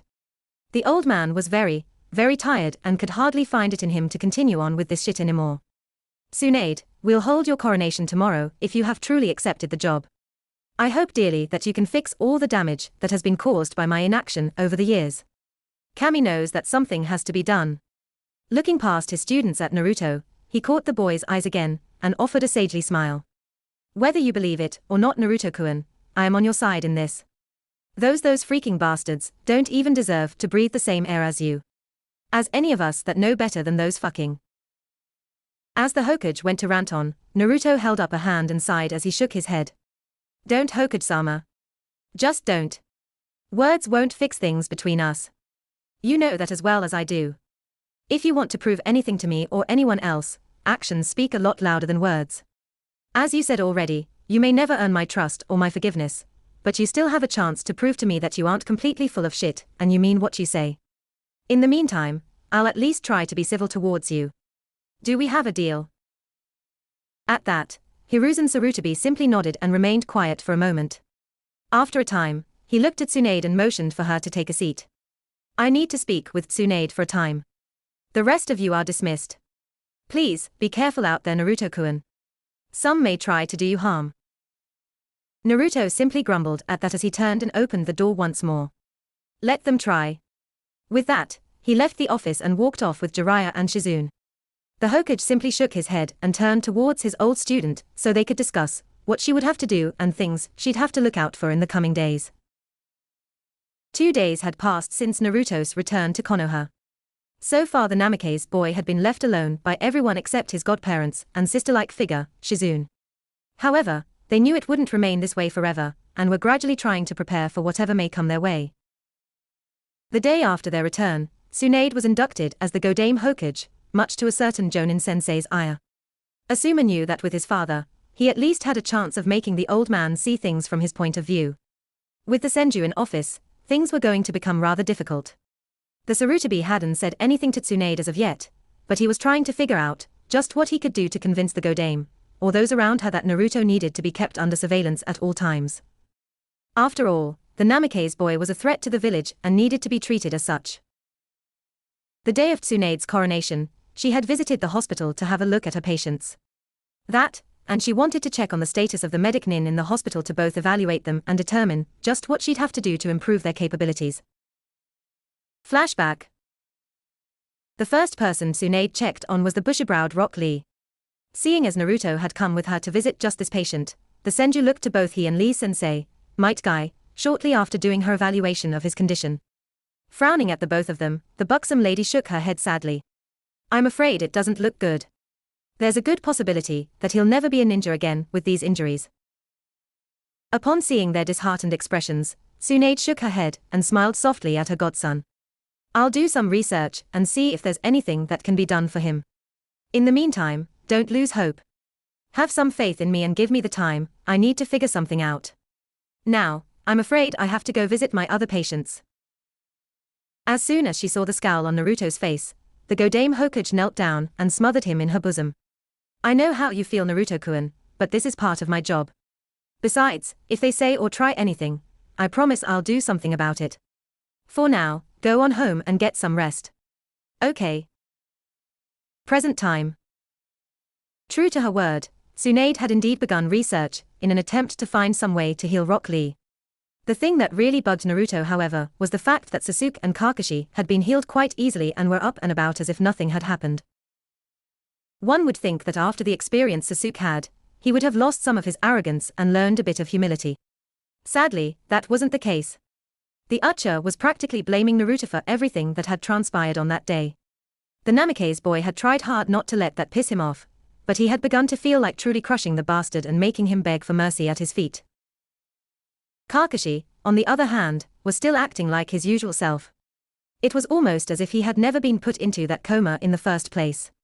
What really bothered Naruto about his sensei was the fact that he hadn't even thought to check on the blonde to see if he was alright. Instead, the bastard had checked on Sasuke immediately upon hearing what happened to him. Currently, the Namikaze boy was sitting on his couch, flipping through a book he had found tucked away in his parents' room.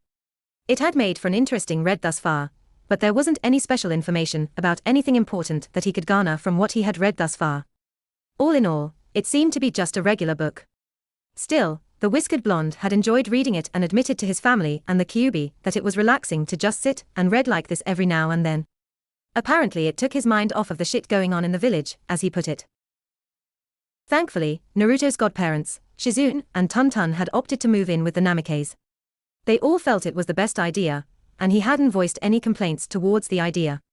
They all got along quite well, despite how the boy behaved every now and again. There was the occasional awkward moment where Jiraiya would be caught trying to peep on Tsunade while she was in the shower, or while she was getting changed for bed, or any number of other situations. Naruto and Shizune did their best to just ignore those occasions, and had grown used to seeing Jiraiya in poor shape after one of Tsunade's beatings. How the pervert didn't get the damn message after his 12th or so time trying to sneak a peek, the two of them just couldn't understand. Being drawn from his thoughts, the whiskered Namikaze slipped a bookmark into his book to keep his place. Rising from the couch, he glanced towards the front door and frowned. What had drawn the boy from his idle thoughts, you might ask? Somebody was out front, trying to get in to at least knock on the front door. Grumbling angrily at the interruption, the blonde opened the front door and walked to the gate. What he saw caused the blonde Namikaze to release a frustrated sigh. Allowing his visitor entry into his home, Naruto turned and walked back towards the front door. What do you want, Shikamaru? This better be important. Following after his friend, or at least he hoped Naruto was still his friend, the Noro glanced over his shoulder at the person that had decided to tag along with him, Ino Yamanoka. She was acting somewhat hesitant, an unusual thing for her. Still, she quickly followed after the boys and entered the home alongside her teammate. As Naruto went to make some tea for his guests, Shikamaru and Ino sat upon one of his couches, quietly conversing amongst themselves about what they should say and how they should broach the subject they wished to discuss. Soon enough, Naruto came out, set the teacups down before his guests, and leaned back on the couch he had been sitting on before, slowly sipping away at his tea. I'll ask this again, what do you want, Shikamaru? The Noro hesitated for a moment before he finally spoke up. Naruto, I saw what happened with Sakura upon your return to the village. I don't blame you one bit for what you did. When we learned about your heritage, and about everything you've been through, she just continued to deny that you are who the Sandame said you were. Ino piped in at this point, much to Naruto's annoyance. She's been such a bitch about everything, despite the fact that you're the one that saved her life. I'm amazed you didn't break her arm when she tried what she did the other day. Kami knows she had it coming. Naruto quirked a brow at this. Looking Ino over carefully, the blonde found himself chuckling as he set his teacup down and eyed the platinum blonde curiously for a while longer. Interesting. You'd prefer I injure the bitch further then? Ino blinked in response to the question before she looked down at her lap. She wasn't sure how exactly to respond to Naruto's question, but she knew that she wanted to make amends for how she had treated him before. I don't know, Naruto. She really does deserve it, and I know a lot of us wouldn't blame you if you snapped her arm or something, but... Naruto shrugged and decided to interrupt his fellow rookie at this point. You were friends with her and can't understand why she changed so much. Now that she's like this, your friendship is through, you're concerned about me, blah blah blah. Do I have the gist of it, Ino? Ino blushed slightly before nodding her head nervously. Why yes. You don't deserve any of the shit you've had to go through. And those stupid idiots still saying you're not the Yondame's son, and threatening to oust you from the village, and all that other stupid crap they've been saying since the Sandame's announcement. I can't understand any of it. You're a great guy, Naruto. It just doesn't make any sense to me.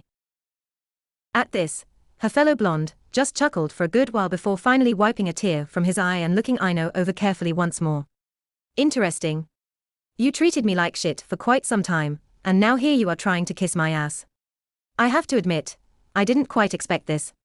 Tell me, Aino, what is it you're truly after, Aino looked taken aback at this, but before she could speak up in her defense, Shikamaru leaned forward and began to speak. Shortly after the Hokage made the announcement, a large group of us got together and discussed the situation. We all agreed that we hadn't always treated you with the respect you deserved. Most of us agreed that we needed to make amends and work towards building a better rapport with you, Naruto. Seeing as he now had Naruto's attention, the Noro continued on. Whether you believe it or not, or even wish to accept it, you do have friends here, Naruto, that will support you regardless of what happens or what you choose to do. While it's true that a lot of villagers and ninja are going to try and kiss your ass to try and get on your good side, there are those of us that aren't like that. Aino and I are amongst the second group, those that genuinely want to make amends and work towards building a better friendship with you. We care, Naruto, and that's a hell of a lot more than most people in the village can claim right now. Naruto shrugged his shoulders in response and quietly sipped his tea for a time, as he went over everything he had just heard in his mind. After a short conversation with the Kyuubi regarding her thoughts on the matter, the blonde let out a heavy sigh and shook his head. I see. Looking into Aino's eyes at this point, the Namikaze boy smirked ever so slightly. Shikamaru, I can believe as being sincere. You, on the other hand, I'll go ahead and give you a little test. Pass the test and you'll have proven to me that you really do want to fix things between us. Fail, and you had best leave me the fuck alone. Understood. The young Yamanaka girl hesitantly nodded at that, incredibly nervous about what this test might be and if she even had a chance in hell of passing it. What she heard come out of Naruto's mouth next caused her eyes to widen, and she began to shake. Denounce Sasuke's name in front of everybody. I then want you to go straight up to Sasuke, smack the bastard as hard as you can, and tell him that you don't give a shit about him anymore. After all, he's not worth it, now is he? Smirking at her, the Namikaze leaned back and continued to sip at his tea until he felt like speaking again. Of course, since you're such a fangirl of his, this is impossible, now isn't it, Aino? As Naruto laughed to himself, the platinum blonde Yamanaka began to shake harder. She hadn't expected Naruto to demand such a thing of her. Now she was torn between the Uchiha she believed she loved and her desire to make amends with Naruto. Naruto's laughter only made her feel worse and worse until she felt like the world was caving in around her. Shikamaru, seeing Aino's distress, placed a hand on her shoulder and began to speak to her. Aino, it's okay if you can't do it. I know you want to make amends, but I also know how you feel about Sasuke. Just do what you feel is right and best for you. Aino looked into her teammate's eyes and nodded slowly, his words making sense in her mind. Looking at the whiskered blonde, the Yamanaka decided to voice a question. See, can I take some time to decide, Naruto? I just need some time to think on this, okay? The Namikaze quirked a brow at her request before shrugging his shoulders. You really are considering this, aren't you? I thought you'd get upset, yell at me and leave. That's impressive by itself, but it's still not enough. Go ahead and take as much time as you need. I'm not completely heartless after all. Aino thanked Naruto and left his home so she could go for a walk and clear her mind. She needed time to think, and there was no way she could do that in the presence of one of the people she now had to choose between. Back at the estate, Shikamaru smiled at Naruto and nodded his head in thanks. Thank you for doing that, Naruto. Aino is being sincere in her desire to make amends, but that is a hard request for her to comply with. Naruto Namikaze shrugged his shoulders and smirked at the Noro. I know she's being sincere.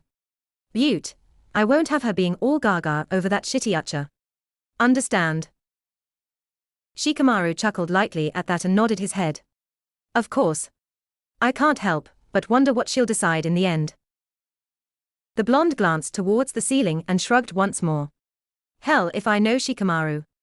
If she chooses Sasuke, I don't really give a fuck. It's her choice after all, even if it's a poor one. Looking back towards the Noro heir, Naruto frowned and decided to voice his earlier question once again. So, what the hell brings you here, Shikamaru? I know what you said, but I believe there's a little something more to your visit than what you claimed. The brown-haired male chuckled at that and nodded his head in response. I wanted to invite you to take a walk with me, Naruto. Nothing special, but I think it could do some good to get out of the house and take in some fresh air. That, and I just want to talk with you for a while. Things are bad in the village and I'm not sure what'll happen in the coming days, but I was hoping to show you that the village isn't all bad. Know what I mean? Shrugging his shoulders, Naruto nodded his head in response. So long as you understand that walking with me has its risks, then I'm fine with that. If anyone tries anything, however, you'd best step back. You've been a decent friend to me, Shikamaru, and I appreciate your honesty. Therefore, I'd rather you not get hurt in the crossfire, because I will crush anyone that tries anything stupid. If you need proof of that, ask your Godame Hokage. Orochimaru's right-hand man was only the first of many that will die by my hands. A short time later, Konoha Park. Shikamaru had chosen to lead his friend on a walk through the park. It was a generally peaceful place, and thankfully, as per the Noro's expectations, it was not heavily trafficked at the moment. There were a few couples here and there, enjoying picnics together, taking strolls, or simply enjoying being together, as they watched the clouds float by. Other than these few people, however, there wasn't much going on today in the park, so it was the perfect place for these two friends to relax and enjoy a conversation together. Reaching a shaded spot under a rather large tree, the Noro sat down and watched as Naruto took a seat next to him. I'm sure you've already been informed of this, but things have changed in Konoha, Naruto. Sighing at this, Shikamaru glanced sideways at his friend to try and gauge his reaction. You should be careful, Naruto. Even I don't know who you can trust and who you cannot. Naruto smirked at this and shook his head as he turned his gaze on Shikamaru. And who's to say I can even trust you then? The Noro sighed softly at this before shaking his head and responding. That's something you're going to have to decide for yourself. Trust is a tricky thing, Naruto. You found that out for yourself just recently, after all, when you learned the Sandaime had been lying to you your entire life. The blonde lay back on the grass and closed his eyes, releasing a soft sigh before responding. Then you understand why I don't know if anyone can be trusted. Still, I know you, Shikamaru. I'm willing to offer you my trust, but you're going to have to listen to my request first. The brown-haired Noro looked to Naruto and nodded slowly. I'm curious to hear this request of yours, Naruto. What is it? Naruto Namikaze shook his head and opened his right eye slowly to look into Shikamaru's face. Not here. Whether I like it or not, we're being watched. Nodding his head just slightly to the left, Naruto watched as the Noro glanced over and managed to spot just a glimpse of someone before whoever it was disappeared from sight. He continued to glance in the directions Naruto indicated and began to frown. If you want to hear my request, meet me tonight in my house. We're safe there. Nobody can get in without my permission. Shikamaru nodded his head slowly before he extended a hand to Naruto and helped him up off the ground. It was getting dark and the Noro was beginning to worry that they were in trouble. As they began their walk back towards the Namikaze estate where Naruto would be safe, the Noro couldn't help but notice more and more figures in his peripheral vision. Sadly, as they were preparing to leave the park and enter the village proper, a group of shinobi surrounded the duo. Cursing under his breath, Shikamaru glanced around at each of them in turn. What are you after? Who sent you? One of the masked shinobi stepped forward and began to speak. Our leader wishes to speak with Naruto. Try to resist and your companion will die. Is that understood, Uzumaki? The blonde released an irritated sigh as he looked calmly straight at the apparent leader of the group. The name is Naruto Namikaze. I understand that my mother was a wonderful woman, but I think it's more fitting that I take on my father's name. It's a real big fuck you to those of you who refuse to acknowledge me as the Yondaime's son, don't you think? Smirking as the masked man flinched, Naruto soon took a step forward. Besides, do you really think I'd let you kill one of the few people that's actually been fairly nice to me during my time here in Konoha? If so, you're sorely mistaken. The leader of the masked men nodded, satisfied with that answer. It is good to see you understand, Naruto Uzumaki. Come, we will take you to see our leader now. As soon as the man extended his hand to Naruto, the Namikaze lip curled upwards into a smirk. Within an instant, the man's arm was torn from his body at the elbow. Listening to the screams emanating from the now crippled man, the blonde began to laugh. This laugh sent chills down Shikamaru's spine. It wasn't like anything he had ever heard from his friend before. This was dark, scary, and more importantly, it sounded evil. It was obvious that Naruto relished in the pain he had just caused his enemy. This is worse than I thought. He's been broken. As Shikamaru glanced around, he realized that he would have to fight as well. The choice had been taken out of his hands. Shikamaru was now in Naruto's corner regardless of what may come. He was already a target just for being near the blonde Namikaze, and he would continue to be in danger from this point forward. Shaking his head at the troublesome situation, the Noro spun around and quickly used his Kagemain no Jutsu, shadow imitation technique, to entrap 7 of the assailants that decided to try and attack him from behind. Realizing Shikamaru had failed to capture the remaining 3 that were attempting to take his life, Naruto spun on his heel, swinging his leg in a horizontal arc as he did. What happened next caught everyone in the area off guard. Each of the assailants that had attempted to attack Shikamaru were bisected neatly in 2 at the hip, their bodies collapsing to the ground in a heap as blood sprayed from their disconnected bodies. Setting his foot back on solid ground, Naruto smirked as he turned back to the others. I've learned some new tricks, as you can no doubt see. Please don't try to run. It will only prolong the pain you're in for. As they prepared to flee using the Shunshin no Jutsu, body flicker technique, each of their hands were suddenly cleaved off by some invisible, unknown force. As his enemies screamed out in pain, Naruto went through a few hand seals before thrusting his hands out towards the masked assailants. Futon, Kujaku K's, wind release, crushing wind. Shikamaru watched as the remaining assailants were crushed under an invisible force, obviously a powerful block of wind if the name of Naruto's jutsu was anything to go on. However, what really caught him off guard about the situation is what Naruto told him to do. Shikamaru, take one of your kunai and kill the bastards. The Noro's eyes widened momentarily before his gaze drifted towards the masked men. His mind began running through everything that had just happened and what he knew about these men, Naruto, and the situation at hand. Seeing Naruto glancing at him out of the corner of his eyes, Shikamaru ran a hand through his hair and sighed in frustration. Shit. Naruto's testing me. But more than that, he does know what he's saying. If these people get the chance to report back to whoever their leader is, it could just mean more trouble. I haven't killed before, but looking towards the trapped assailants, Shikamaru groaned and, unclasping his kunai pouch, withdrew a kunai and began approaching the enemies. If things continue as they have been, I'll have to eventually. I hate this, but there's no time but the present. I just hope this doesn't come back to bite me in the ass later. As Shikamaru neared the downed men, he drew a few shaky breaths before kneeling down and stabbing his kunai into the first man's neck. As he felt the man's life fading, the Noro clenched his eyes shut and felt as his body began to quiver. After a few moments, he fought back the feeling, withdrew his kunai, and proceeded to kill the next of the enemies. This continued on until every last man and woman had been killed. By the time it was over, the Noro was pale and felt as if he was about to vomit. As his friend began to collapse, Naruto rushed to his side and held him upright. Whoa there, Shikamaru. Let's get you home.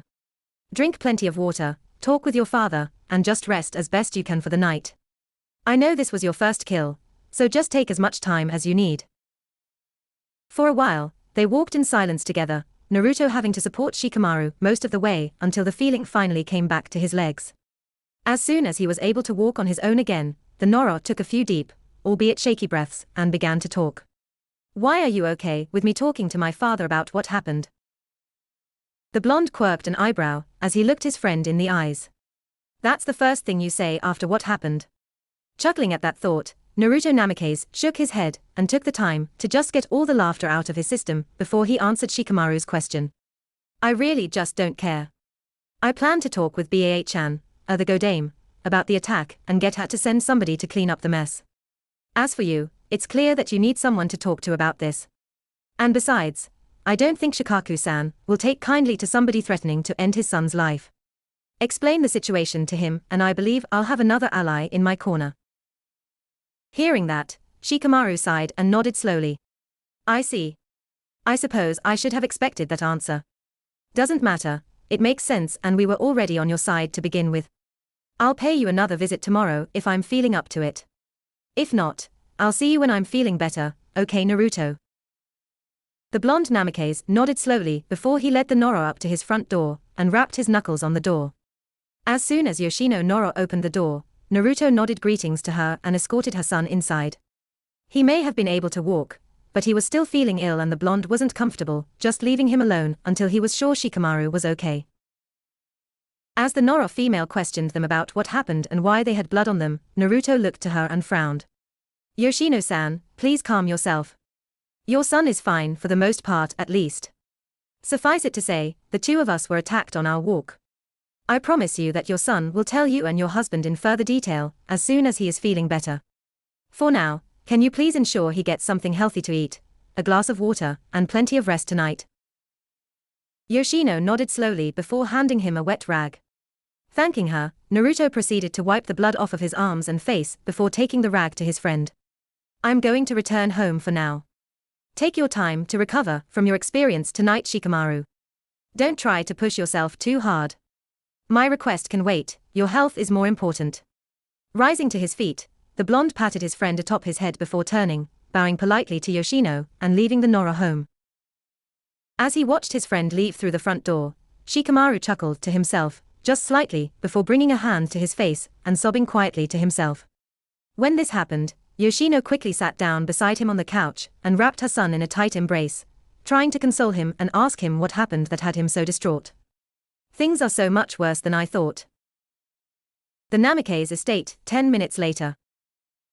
The moment Naruto stepped through the front door of his home, Tsunade crushed him in another powerful hug. Throughout their short time living together thus far, the Namikaze boy had grown quite used to this sort of treatment. As soon as she pulled back, allowing the boy to breathe once more, the Godame looked him over carefully. Where were you? I was so worried about you, Naruto. The whiskered young man smiled up at her and shrugged his shoulders. I took a walk with Shikamaru. He appeared here earlier today with Ino Yamanaka. We talked for a short while before Ino left, after which Shikamaru insisted I needed some fresh air. With another shrug, Naruto walked with his godmother over to the couch and sat beside her. After a moment's hesitation, the younger blonde rested his head upon Tsunade's shoulder and closed his eyes. He was exhausted from the events of the day, and he felt safe like this. On our way back here, a bunch of masked men attacked us. They weren't regular ANBU though. These ones were different. Tsunade hugged her godson close and kissed the top of his head. It's all right now, Naruto-kun. I'll look into who they could have been. Maybe if I talk to the old man, he might have some idea of who they were. But before that, tell me what happened. Naruto Namikaze chuckled softly and nodded slowly as Tsunade laid his head in her lap. They were apparently sent to bring me before their leader, whoever that is. They threatened to kill Shika if I didn't cooperate with them. Sighing at this, Naruto continued on before his godmother could speak. We didn't have much choice other than to kill them.